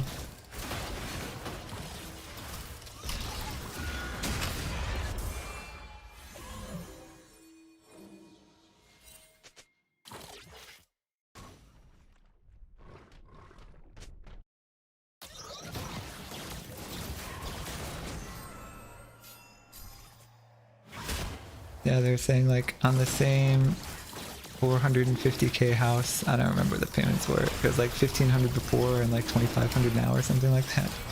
Yeah, the payment. Crazy. I know. Yeah. Well, dude, listen to this. So, the house next door to my sister's, it's not even that crazy expensive. It's like $320 or something. But for the square footage, it's, you know, half. It's like almost half. You know, it's like 1500 or something. But the price per square footage is 200 per square foot. So that's like, and my house was 100 per square foot when I bought it. But the other crazy things, like their monthly, it says like the estimated monthly payment on Zillow is like $2,000 a month, which is still not that bad. But we pay $2,000 a month on 15-year mortgage. So like, it's literally it's straight up half as much because we're paying the same amount and we only have to pay it for half as long. That's insane. You know? Yeah. Like, I forgot you guys like, opted for the quicker mortgage. That's cool. It's not that. It's like, you know, it's funny because it's not like perfect financial math sense. Because of course, like inflate, you know, like you're not taking as much advantage of inflation and everything like that. You know, like if you pay it over 30 years, eventually your $2,000 is gonna feel like $800. Because that's literally like what my parents' mortgage went down to, you know, or like that's what theirs was, which probably used to feel like $2,000, you know. Like, you know, over a 30-year period, the inflation really makes a difference. It's like, I mean, you know how that works. Yeah. That's why they're saying now too, like, it's so funny. It's like, I love reading these silly headlines. It's like, now they're saying that young people shouldn't bother saving because you might as well just wait till you earn more. It's like, yeah. Like, I could have told someone that. It's like, it's not worth saving at like a 0% interest rate. Yeah. Or, you know, like kids who start putting in a retirement account early, it's like the compounding doesn't matter that much. You make freaking nothing. Right. And like, you can only put away like $50 a month. It's like, who cares about compounding at that rate? Wait till you make good money and then just put tons of it in, you know?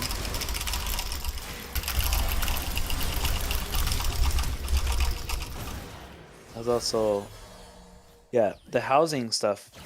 I mean, the crazy thing is like, it's so unsustainable, especially in certain areas. Like I saw a map, I think it was in the lobster chat maybe, but like 25, you know, all the places that are 25% overvalued, and it's like, it's everywhere, you know, but there's, you know, definitely Minneapolis. Minneapolis is overvalued, really? Well, it's got to be overvalued. Like people are paying more than they're worth. I mean, like people at my work are selling their like super tiny, crappy Minneapolis houses for like $450,000. They're like literally like 1,000 square foot tiny house. Oh man. But I don't know. I just think, you know, those prices, and it's stuff that's gone up so fast. Like you remember Andrew made like $100,000 on his house in like from 2014 to 2020 or something. Yeah. It went from 250 to 350. It's like, that's, you know, of course there's plenty of demand. There's never ending demand, but like at a certain point, once interest rates are super high, like the interest rate thing too is like they're low. There's something kind of exponential about them, you know? Yeah. It's like when they go from like 3 to 2, you know, it's like what is it, 50% less or something. I mean, whatever it is, you know what I'm talking about. And then they're going from like 2 to 6, like 3 times as much. Yeah. And like those, I mean, I don't know. I feel like the interest rates, there's some weird kind of denominator effect when you're getting down to the super low rates where like the price is just as low as it possibly can be. And like the lower and lower rate doesn't really make a difference. But then once it starts going up like above 5, it's like, man, this is starting to really cost you in interest. I should see like what my mortgage would be.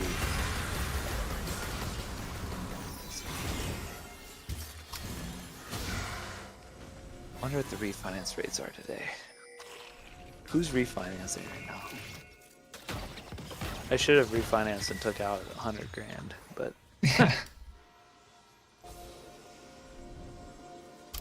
it's so hard to know though what things are gonna do.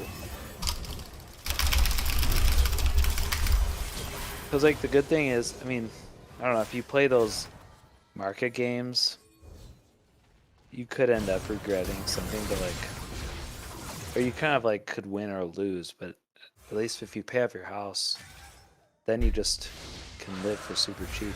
Exactly. And like my hope is like, the sooner you can pay off one house, the sooner you can buy another house. And then you can actually maybe snowball some rental properties, you know? Like I feel like owning your first property out, you know, I mean, I know it is more about financing, but you know, if you don't have a huge cash flow, if you can't get a massive cash flow to cover multiple properties, it seems like the thing is just like pay one down so you can still finance another one and try to get the ball rolling. But man, if there's ever a big correction, like especially we were in Colorado, you know, and it's like empty out there. There's no one. It's all vacation properties, and it's all like super high-end vacation properties. I'm like, there's got to be, you know, people who own vacation properties who are going to be looking to dump them once they're underwater. Right. You know? Yeah. I don't even know. I feel like I saw a tweet too that's like, for the last 20 years, the like most, like everyone thinks the way to get rich is just buy as many houses as possible with as much debt as possible and rent them out. And like when something's just a no-brainer like that, like going to school and everything, is like usually a little overpriced. Oh. Yeah.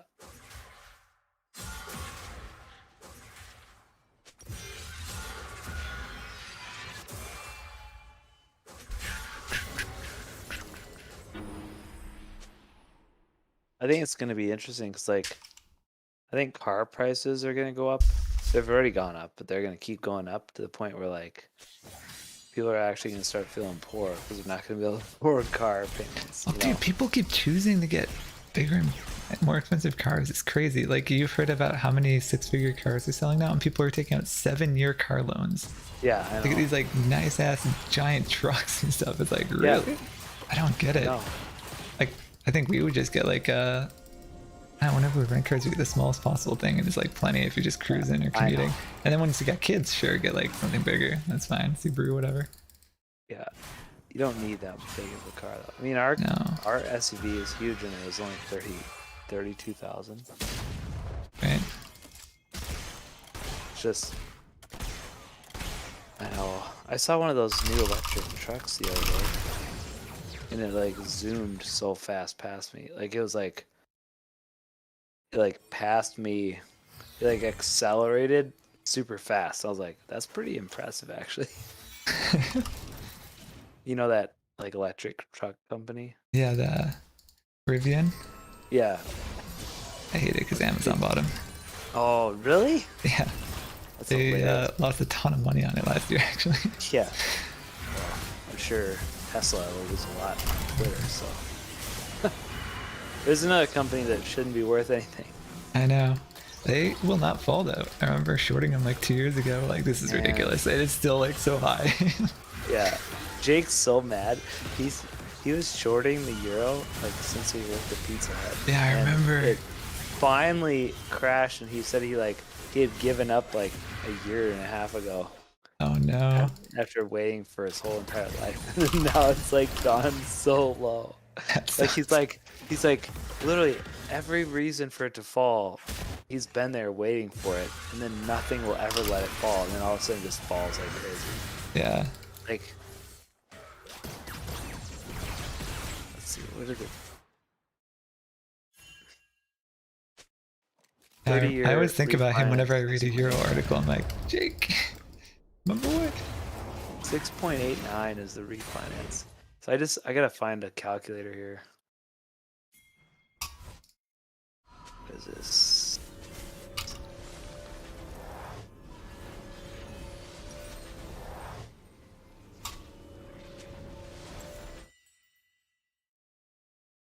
It's kind of insane how like rates change so much and you can just dip in and out. So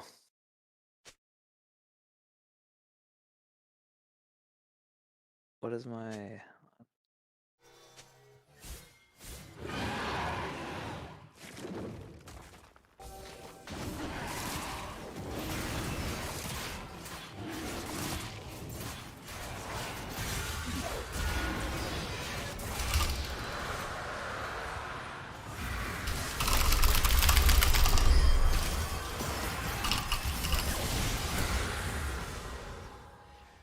Yeah, I got 2.75. The thing is too, like, part of the reason why we wanted to at least do a 15-year now is because otherwise, even after like five or 10 years, you've barely made any. You've literally just paid for interest.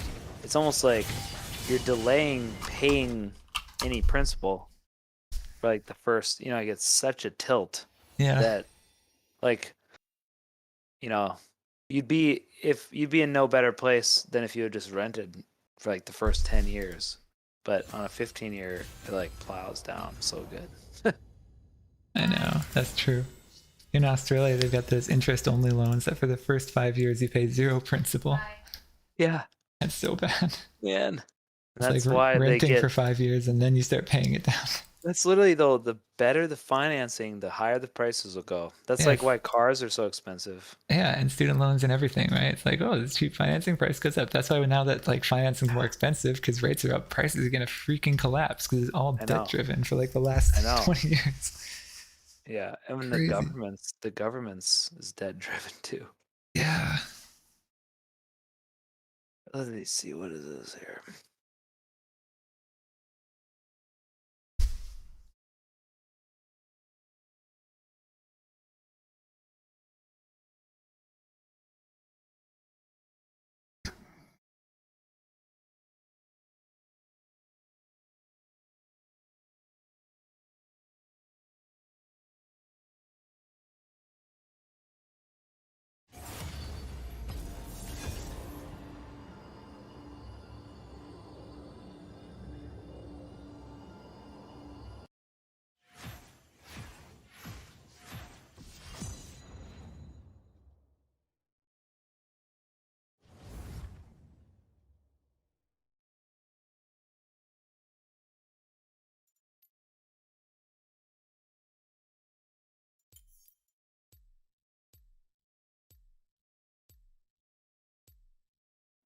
So, hold on a second. How's this work?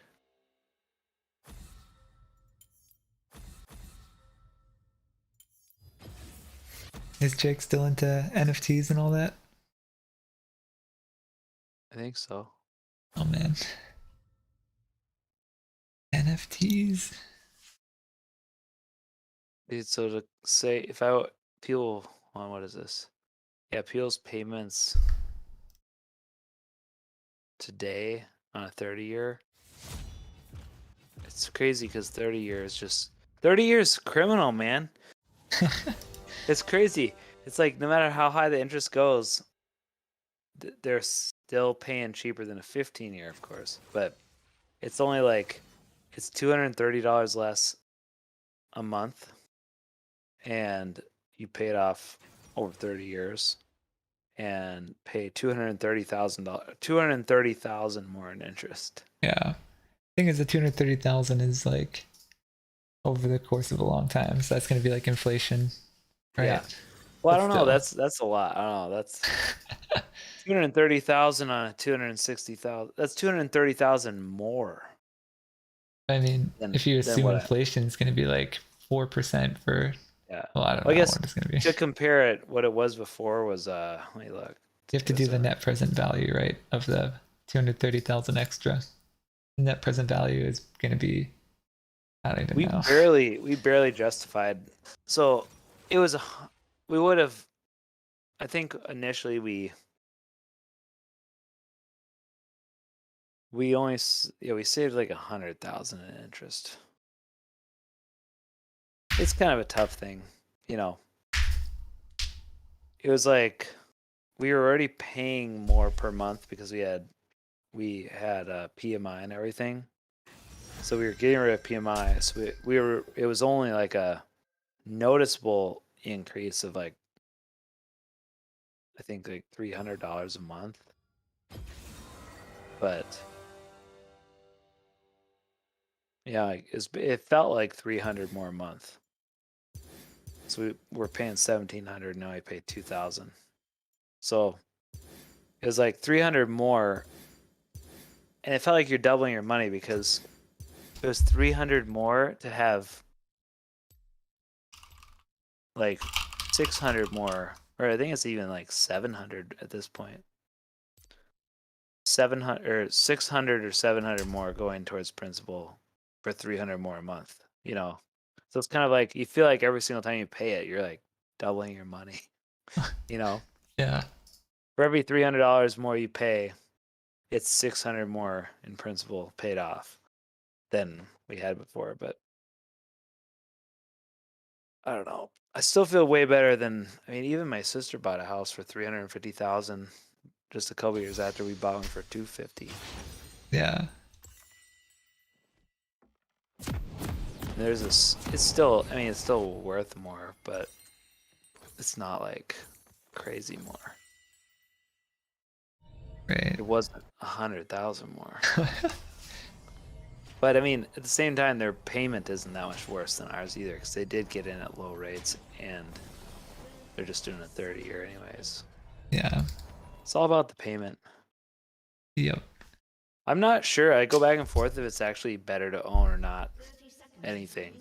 Like, I feel like vacation homes is totally worth not owning unless you like have, well, even if you have the cash, is that cash best invested in a property? Yeah, exactly. Like how much return do you get on real estate appreciation? If you get lucky, it's really good, but you might not get lucky. You'd have to, not just appreciation, but you'd have to like rent it some serious, you know, like do some serious short-term rentals and like Airbnb and everything.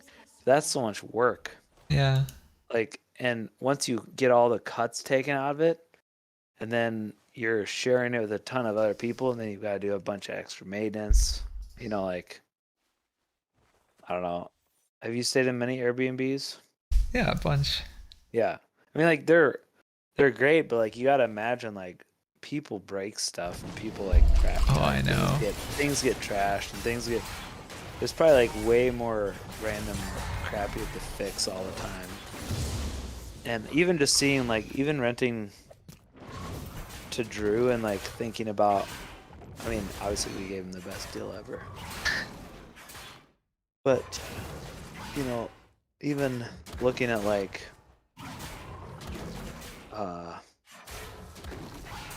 like how much house, like just looking at like our annual house maintenance we put into the house versus him who puts nothing into it. It's like you have to put like $5,000 driveways in. That's like on the cheap end. You know? Yeah. That's like the budget driveway for $5,000. And like stupid stuff. Like it's just so much endless crap to waste money on in a house. And I'm even handy and I actually do a ton of it myself. You know, like I do any plumbing or electric or any kind of, I've never had a single person inside my house to fix anything.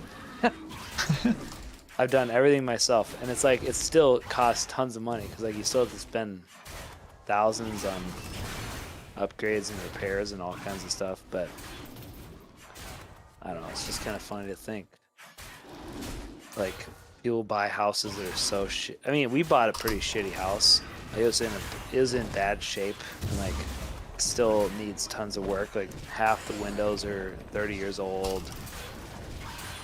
You know, they only had like half new windows, and windows happen to be ridiculous. Everything's so expensive, it's retarded.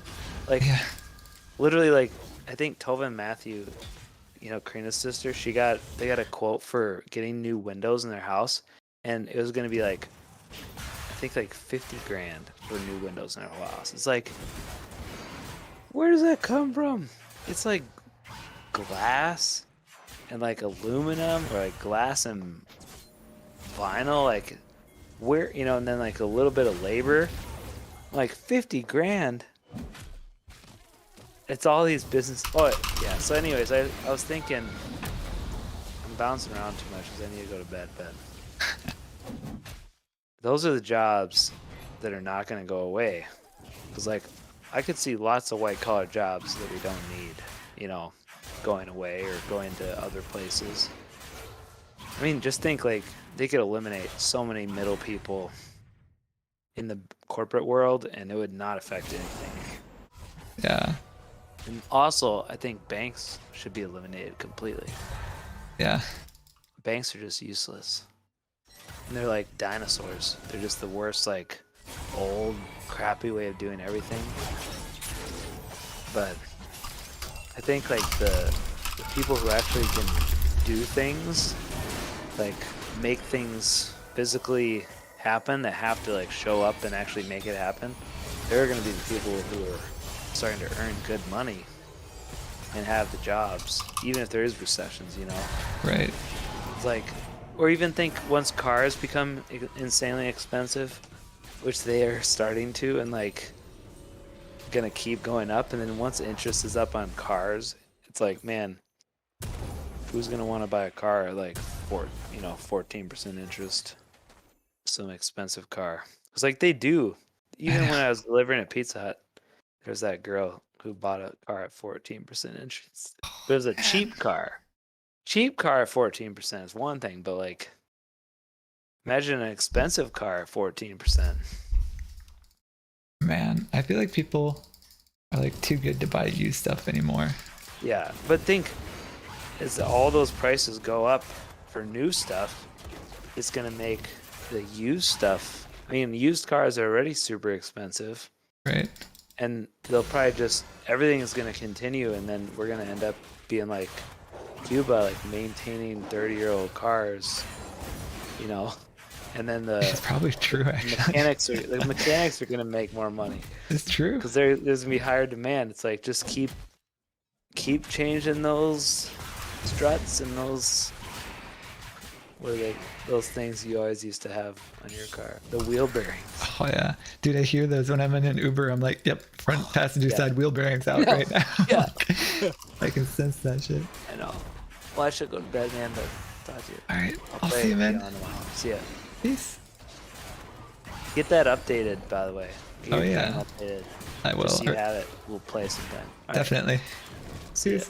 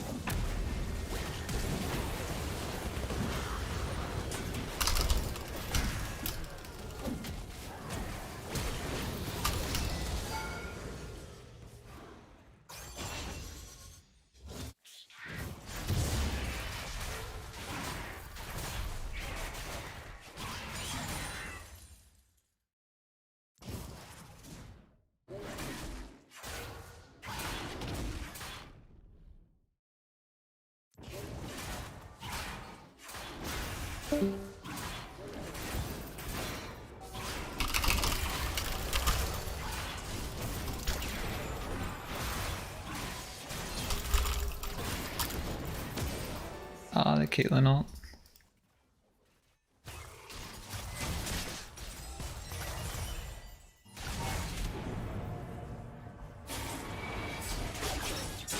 Nice.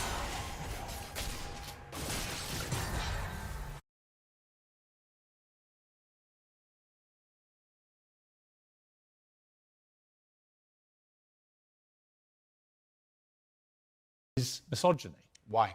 Because you are encouraging a mindset about 25-year-old women that makes them sound out to be infinitely less desirable than 18, 19-year-olds, and having effectively been having too much sex to be taken in a more respectful way. That would, well, firstly, even if that was the case, that wouldn't be misogyny. But what did you mean by what you said?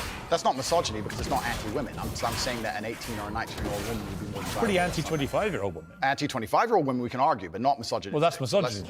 No, it's not. Well, being anti any woman at all is misogyny. Not when I'm saying that women are beautiful and attractive at a certain age and saying that ages. You're saying 18, 19-year-olds are more attractive than 25. Well, than ageist, perhaps, but misogynistic, absolutely. Is that not. what it? But you just accepted it was misogyny. No, I didn't. You said it was misogyny. I'm telling you, no, it's not. You don't think if you're saying slightly hateful things about it? That's not slightly hateful. Well, it is.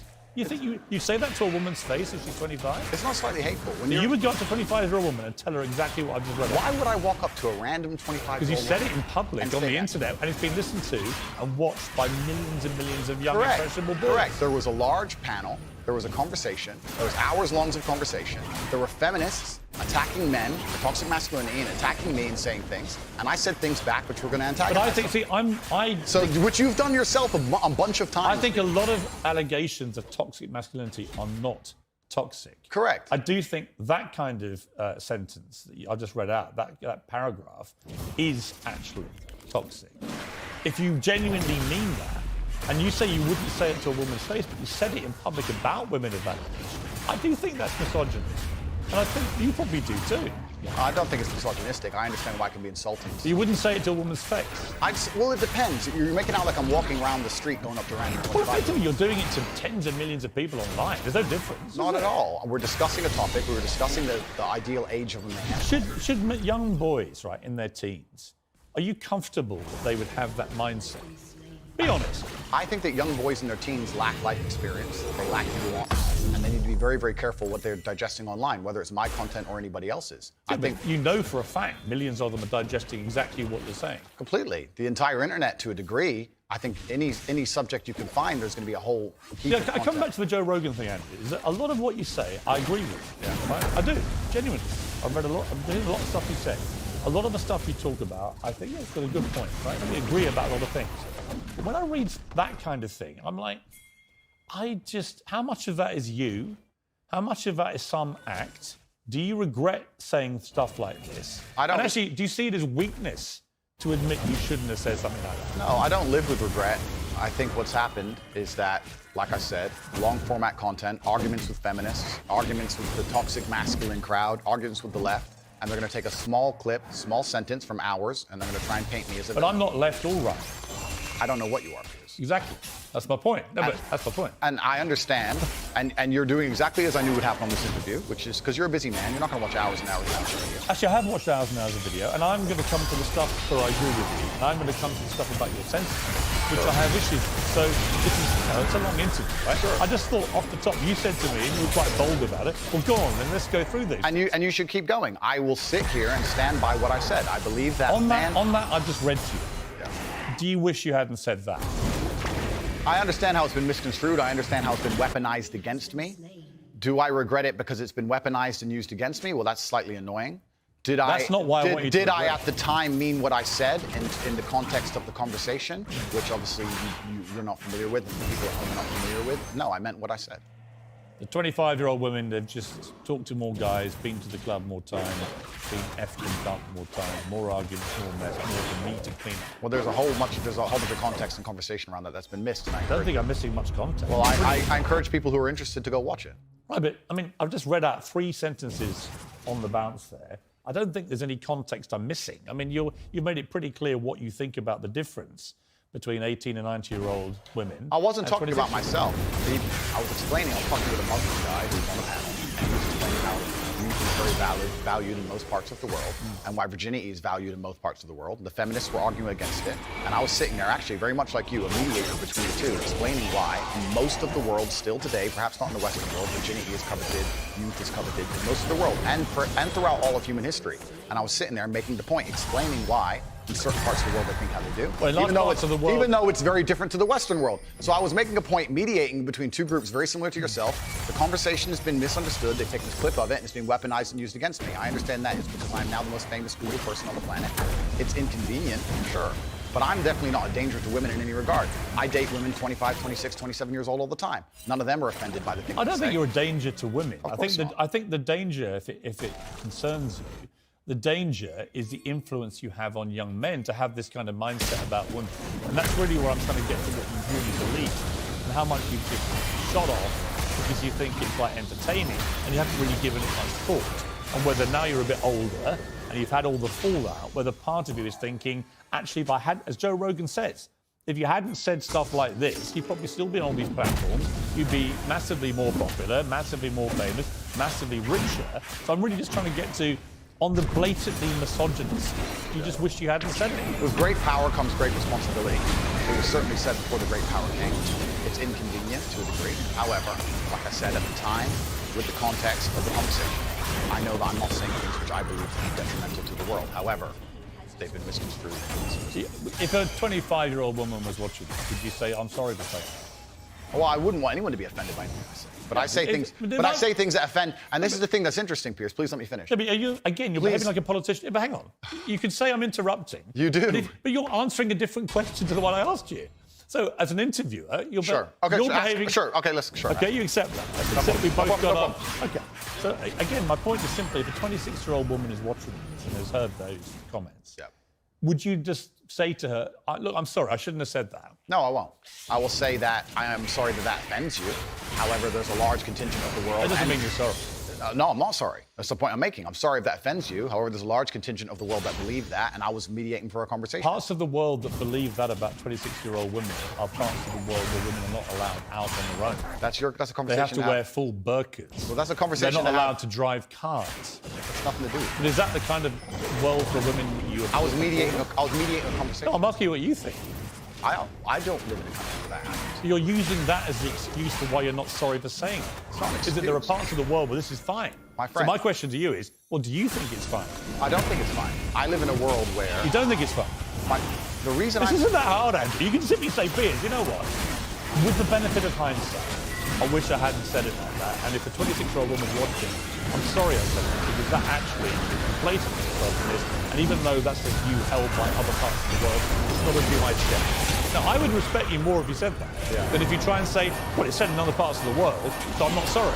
I think that doesn't tell me what you think. Then you need to understand why my content existed in the first place. My content existed because I tried my very hardest to be absolutely unrealistic. I was pointing out that very uncomfortable. Is that true? It's an uncomfortable truth in many parts of the world. It's not a truth that I'm happy about. It's not a truth I created. Hang on. You're doing it again. What do you mean that's a truth in other parts of the world? That's what you said. It's not, you're not talking about another part of the world. You're talking about what you believe is the difference between 18 and 90-year-olds and 26-year-olds. I was talking about... Your belief. I was talking about what the people on the panel believe the difference is. So what do you think the difference is? I think the difference is age. What's the difference then? Well, then, 26-year-old's older than a 19-year-old. And so you stand by what you said about talking to the guys, being to the club more times, being effed and dumped more times. Well, do you believe that or not? No, there's plenty of 26-year-old women who have been with one man or virgins, of course. You don't believe it? I don't think that the age is the only thing that's going to decipher how many men or women... Right, so if you don't actually believe what you said, just say sorry. It's not about not believing what I'm saying. It's about you understanding that there's large conversations going on. I'm just reading back stuff you've said. I know and I'm asking you, do you believe it? I believe that it's more likely a 26-year-old's had more partners than a 19-year-old. You don't know that. I don't know that. You're right. In fact, there could be absolutely no evidence for that whatsoever. Completely agree. So why say it? Why stigmatise all 26-year-old women? It's not about... We're repeating ourselves here. Well, not really. I'm just trying to get to what you actually believe. I believe that men find youth attractive in general. I believe that in the context of the conversation... 25-year-old women aren't old. I agree with you. I'm old. I'm a lot older than that.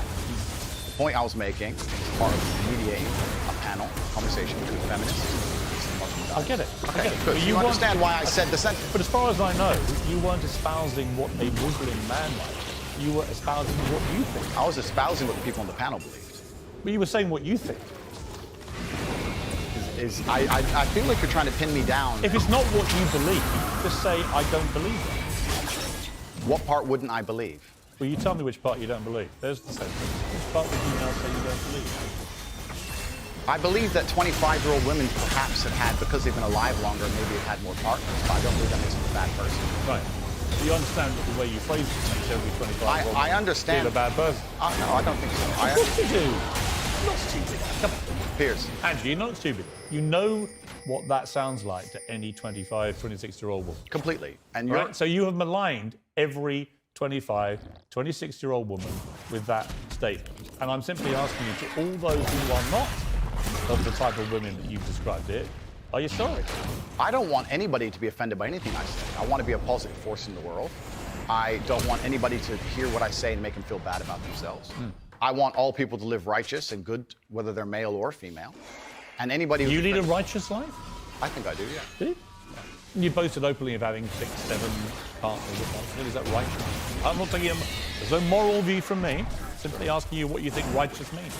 I think righteous is living true to your heart and knowing that you're doing good by people, not snaking anybody, not lying to anybody. I know I live a very righteous life. Have you ever been in love? Yeah. How many times? I believe in love.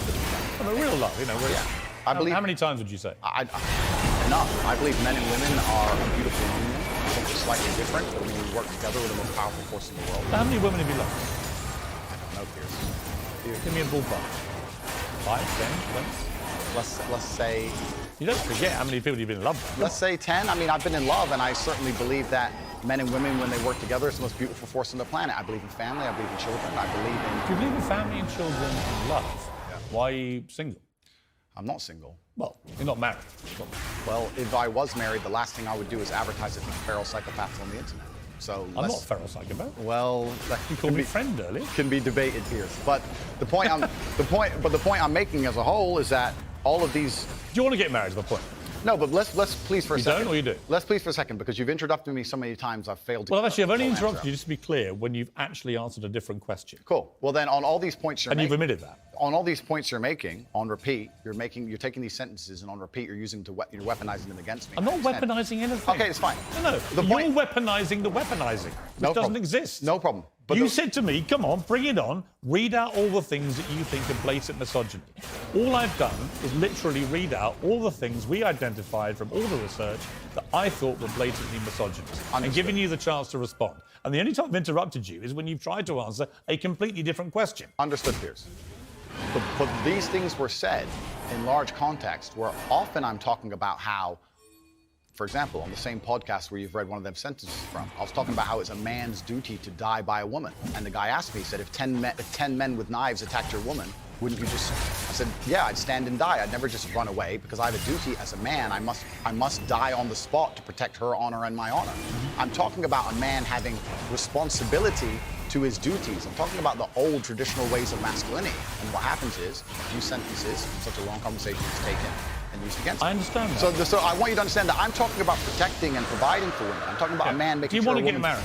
No, but we have to all feed into each other, Piers. I'm talking about protecting... It's not a hard question. No, but I'm talking about protecting and providing for a woman. I'm talking about a man being responsible for her safety. I understand. So of course I believe in men and women. Of course I believe in love. Of course I believe in marriage. Of course I believe in family. The idea that I don't believe in these things. I didn't is crazy. ask you if you believed in it. I asked you if you're going to get married. One day, absolutely. You'd like to. If I'm not married already, I will be married one day. If I'm not.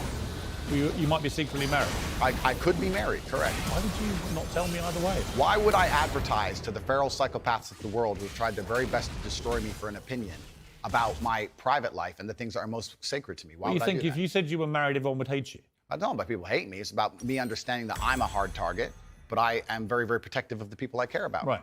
But you believe in the concept of marriage. Completely. That's what we were talking about the whole time. What do you think? We talked about a man giving a woman away. Okay. I believe in marriage more than anybody. In fact, I believe in marriage no, please. Okay. I believe in marriage in the traditional sense. I believe a man has a duty to stand up and be a real man. I believe that the problem with the world today that we are facing is that not enough men are sticking to the age-old ways of masculinity.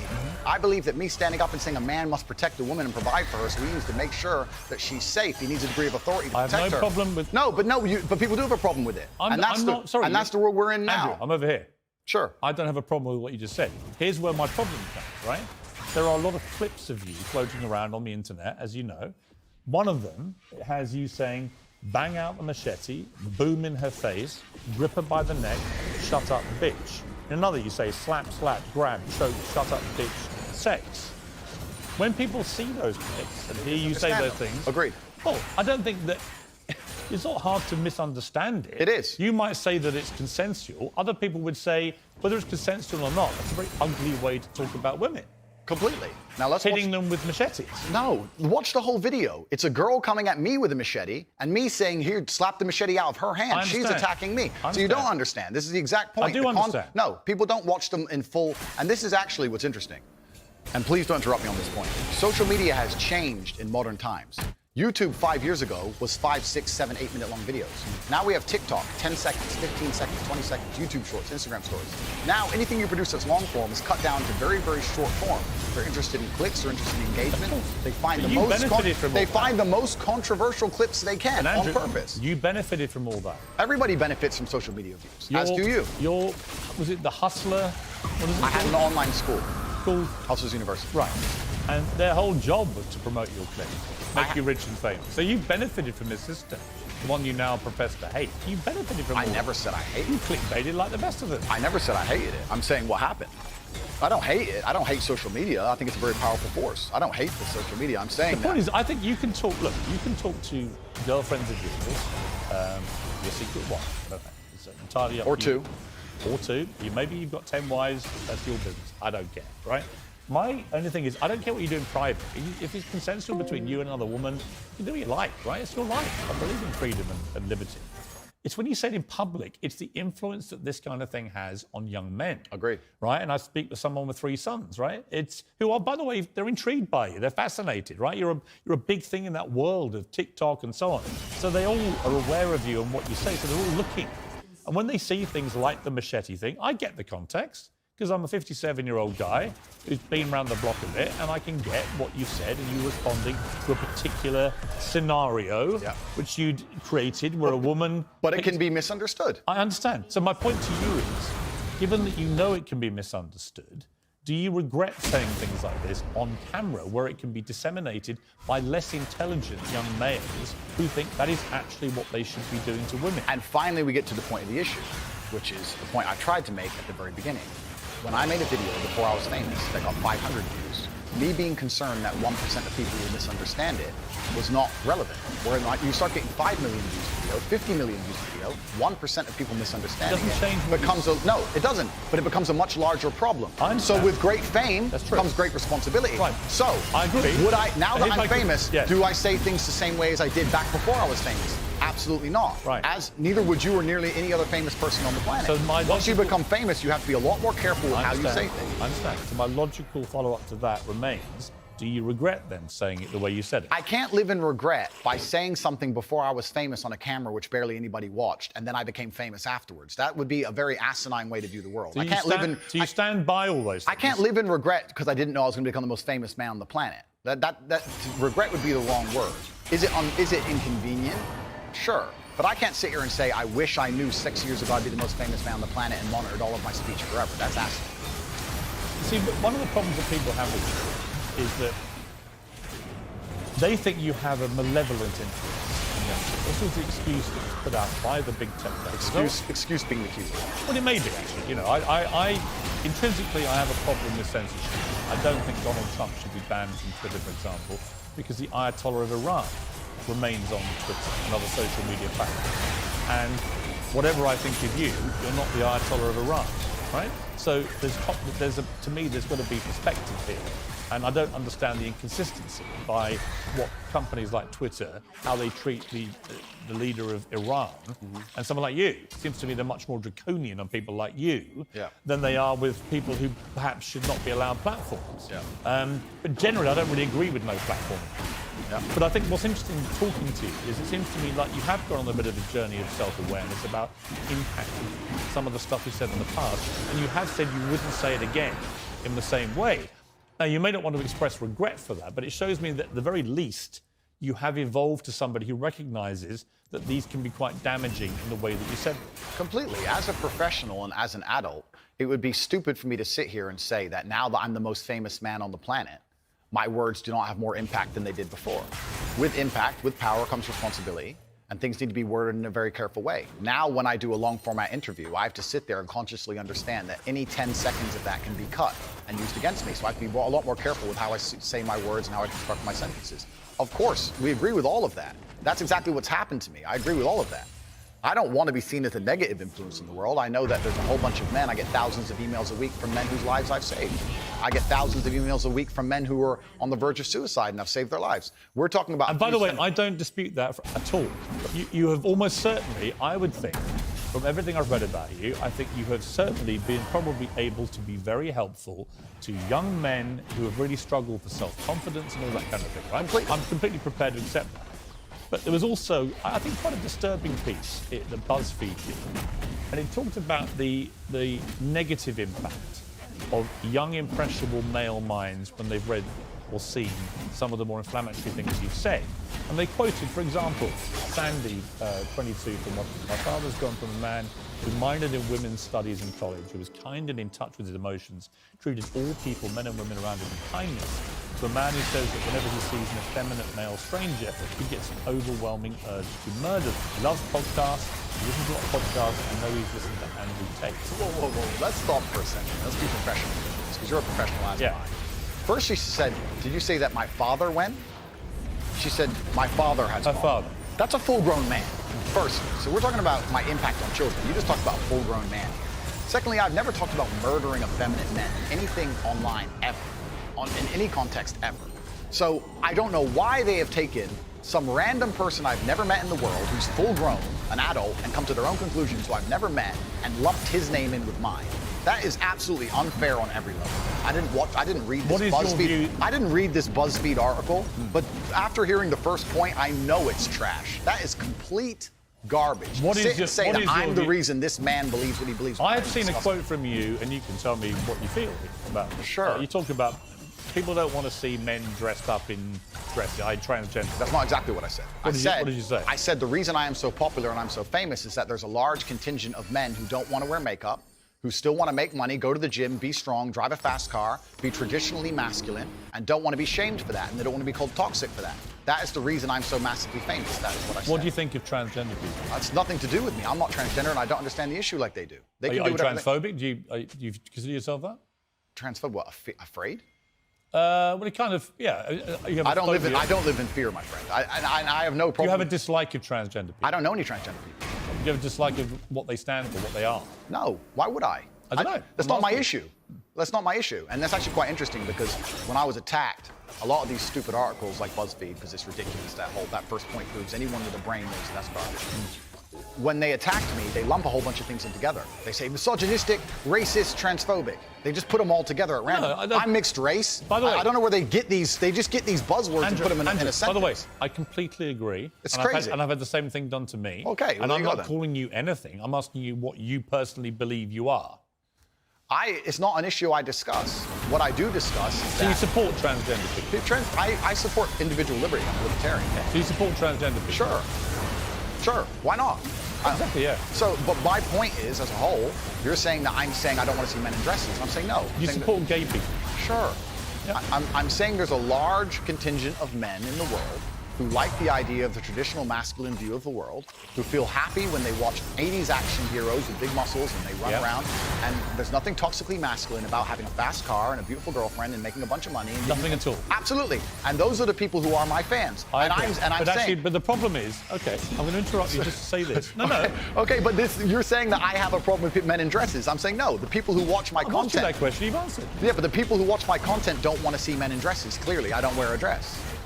That's not why they're watching your content. No. You're not wearing a dress. No, but that's the point I'm making. That's the point I was making. There's a large contingent of men who are not interested in the things that perhaps the YouTube algorithm's trying to feed them. I think there are lots of... look, when you support masculinity and masculine traits, I'm with you, right? Okay, so you agree a man should protect and provide for a woman? Absolutely. Okay, so you agree if you were walking down the street with a woman, you'd be responsible with her safety?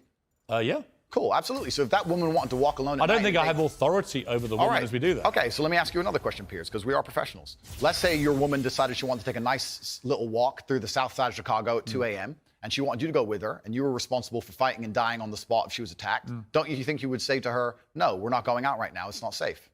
Yes. Okay, so you'd have authority to make the decision. So no, I wouldn't. So I would say, I don't agree. think you should. If she decides to, it's her own volition. Well, if she decides, you're not going to stop her. I have no power to stop her. Completely. But you think you do. No, I don't think I have power to stop her. You clearly do. No, I think I have power to make the decision. I think, no, that's not sensible. So if you have the power to make the decision, you have the power to stop her. No, because that's where we differ. And that's why I think it's interesting about you. I don't think you really think through what you're saying. I think through what I'm saying so carefully. Yeah, but Andrew, what you've literally just said is that you have the power to stop her. No, I said I don't have the power to stop her. I'm not going to lock her in the room. I'm saying that... So if she wants to go on her own... Then she's going to go. Then you don't have authority to stop her. Okay, but as a couple, if we're going to sit there and decide if we're going to take this... You asked me, would I feel a sense of responsibility for her safety? Absolutely. Agreed. Absolutely. So would let me finish, Piers. Piers. Power or authority to stop her doing it? No. No, of course not. So let me finish, Piers. You're not going to stop her walking out the hotel. Of course, it's her decision. She's a sovereign individual. My point is that usually in a couple, you'd sit there as a team and you discuss, and perhaps on certain issues, the woman will know more about X and she'll decide X, and the man might know more about Y and he'll decide Y. So I'm saying if we're as a couple and we're sitting there and deciding, as a couple, as a team, and she says she wants to take this late night stroll, I'm going to say, you know what, I'm going to veto this one. I'm going to call veto. Do you believe because it's dangerous, which to a degree would give me, in that particular scenario, a degree of authority. If she said, I don't want to listen to you, Andrew. It doesn't give you authority. If she says, I don't want to listen to you, Andrew, I want to go on that walk, then what can I do? Say, well, then you don't have authority. Then I wish you the best, my love. Then you don't have authority. Cool, then it's a semantic argument. Not really. I think it is. It's the complete opposite of what you said you had, which was authority. No problem, Piers. No problem. But I think Let we me actually... ask you about, what do you believe about depression? Do you believe depression is a real thing? I believe that feeling depressed is real. I don't believe depression as a clinical disease is real, no. Really? Correct. You don't believe people can be clinically depressed? I think PTSD is very real. Unfortunately, I have some friends who suffer from that. I know that feeling depressed is real. I believe that the number one power you have against these things are trying to take control of your own mind and affecting your own life. I believe that it's not healthy to hand over all your power and believe that depression is an outside disease that you can't affect. I know that when I've had difficult periods in my life, and also many of my friends, like I've said, suffer from PTSD and been through terrible things. I've lived a very difficult life, and I know people who have. That the things that made them feel better is when they woke up and said, you know what, I'm not going to allow this to damage me anymore. I'm going to take responsibility. I'm going to get up and I'm going to fight this as hard as I can. And by the way, on that, I agree. So we agree. Right? My favourite speech is the Rocky Balboa one. Okay, so then we agree. No, we do. Here's where we don't agree. Piers. You don't. No, hang on. You got to let me interject when I don't agree with you. Right? Where I don't agree with you is that there's no such thing as clinical depression. There absolutely is. Well, it's a proven scientific medical reality. There's a different argument about have we gone a bit too soft, right, in schools and all the rest of it. Absolutely. Do I think some people moan and whine too much about their lot in life? Definitely. Okay. Are we a victimhood society? 100%. Okay. Is there such a thing as clinical depression? Absolutely. And my argument is that if you actually bracket everybody who's not clinically depressed and doesn't have the genuine medical condition, then actually if millions of people are deemed to have depression, the ones who really need the help don't get it. Well, that's my point. Well, that I would agree with. You're right. I think it's certainly an overused term. But you don't accept there is such a thing as clinical depression. No, I don't. And that to me is a damaging view. Okay. Well, let me explain why. If someone comes to me and says I'm clinically depressed or I feel very, very sad, I would say the first thing you need to do is stop accepting the identity of a clinically depressed person. Stop accepting you have no control over this. And what you need to do is stop identifying that way, and let's work together to try and fight But against there it. isn't an eminent doctor in the world who would tell you there is no such thing as clinical I think depression. Who would not tell you that some people it's simply beyond their control. Johann Hari wrote a book saying exactly that, my friend. He's not an eminent doctor. No, but he's a journalist. I said depression wasn't real long ago and was attacked for it. Then Johann Hari wrote a book, which What's it got to do with Johann Hari? Because he wrote a book proving me right. Most people. Johann Hari's a journalist. Sure, and my point is that a lot of people who are clinically depressed are suffering with something in their life, and if you fix the problem in their life, perhaps they won't feel depressed anymore. That's not a disease. Yeah, but Andrew, that's situational. Andrew, you're simply wrong. If that's what you believe, Piers, that's what I believe. I don't believe in things that take power away. There is not an eminent doctor in the world Piers that would agree with it. Piers, do you think you know more than doctors? I can't become clinically depressed. Why do you know? Because I don't believe in it. I can't be haunted by a ghost if I don't believe in ghosts. Well, that's like saying I'm never going to die because I don't believe in it. It's ridiculous. Perhaps, but if it allows me to live a life where I feel happy and content within myself. This is that little area where you lose me. No, I don't lose you. You are, because Piers, somebody with your following says the thousands of people who have emailed me saying my doctor told me I was clinically depressed and it's a disease that I have got in my brain and I can't be fixed. And I started listening to you and I realized that that's not the case and I can fix my own life and you're the only person who has ever helped me. Thousands of people have emailed me that exact email. If you think you are single-handedly curing people of clinical depression, you are living in cloud cuckoo land. I am reading the emails of people who I have cured of clinical depression. You're reading emails from people who have believed you when you say there isn't such a thing, and they've probably never been diagnosed clinically depressed. They just want to go along with what Andrew Tate says. I don't think so. I think your view of that view is dangerous. I respect that you think my view is dangerous, and I respect you have the right to view that, to think that. I think that clinical depression, I actually agree with you, is massively overdiagnosed. I've already said that PTSD is a very real thing. I've already said... hang on. Okay. Again, you're misquoting me. I did not say clinical depression is massively overdiagnosed. I said that people who claim to be depressed but don't have clinical depression, I think that is massively overblown, right? In other words, there are a lot of people who just have a bad day and declare, I've got depression. Yeah. And I say, well, have you been to a doctor? Have you been clinically diagnosed? If you have, and you have clinical depression, that's one thing. But if you haven't, we could probably work on some mental strength and resilience skills with you. But a clinically depressed person has an absolutely proven medical condition that is beyond their control. Not according to me and many others, my friend. Well, look, what do you know about it, honestly? I know. You're not a doctor, or you're not trained, are you? I'm not a doctor. You're not a psychiatrist. You're none of those things. Sure. You're a guy on the make. He's done very well for himself, spouting stuff off, much of which I agree with, as you've seen in the interview, but some of which is ludicrous, and that's one of them. It's not ludicrous. It is. It's not. If you said to me, we're in a victimhood society, it's got to stop, I'm with you. Okay. But the moment you try and deny clinical depression... I believe feeling depressed is real. I do not believe it's a disease that you catch from the sky and you cannot affect. I believe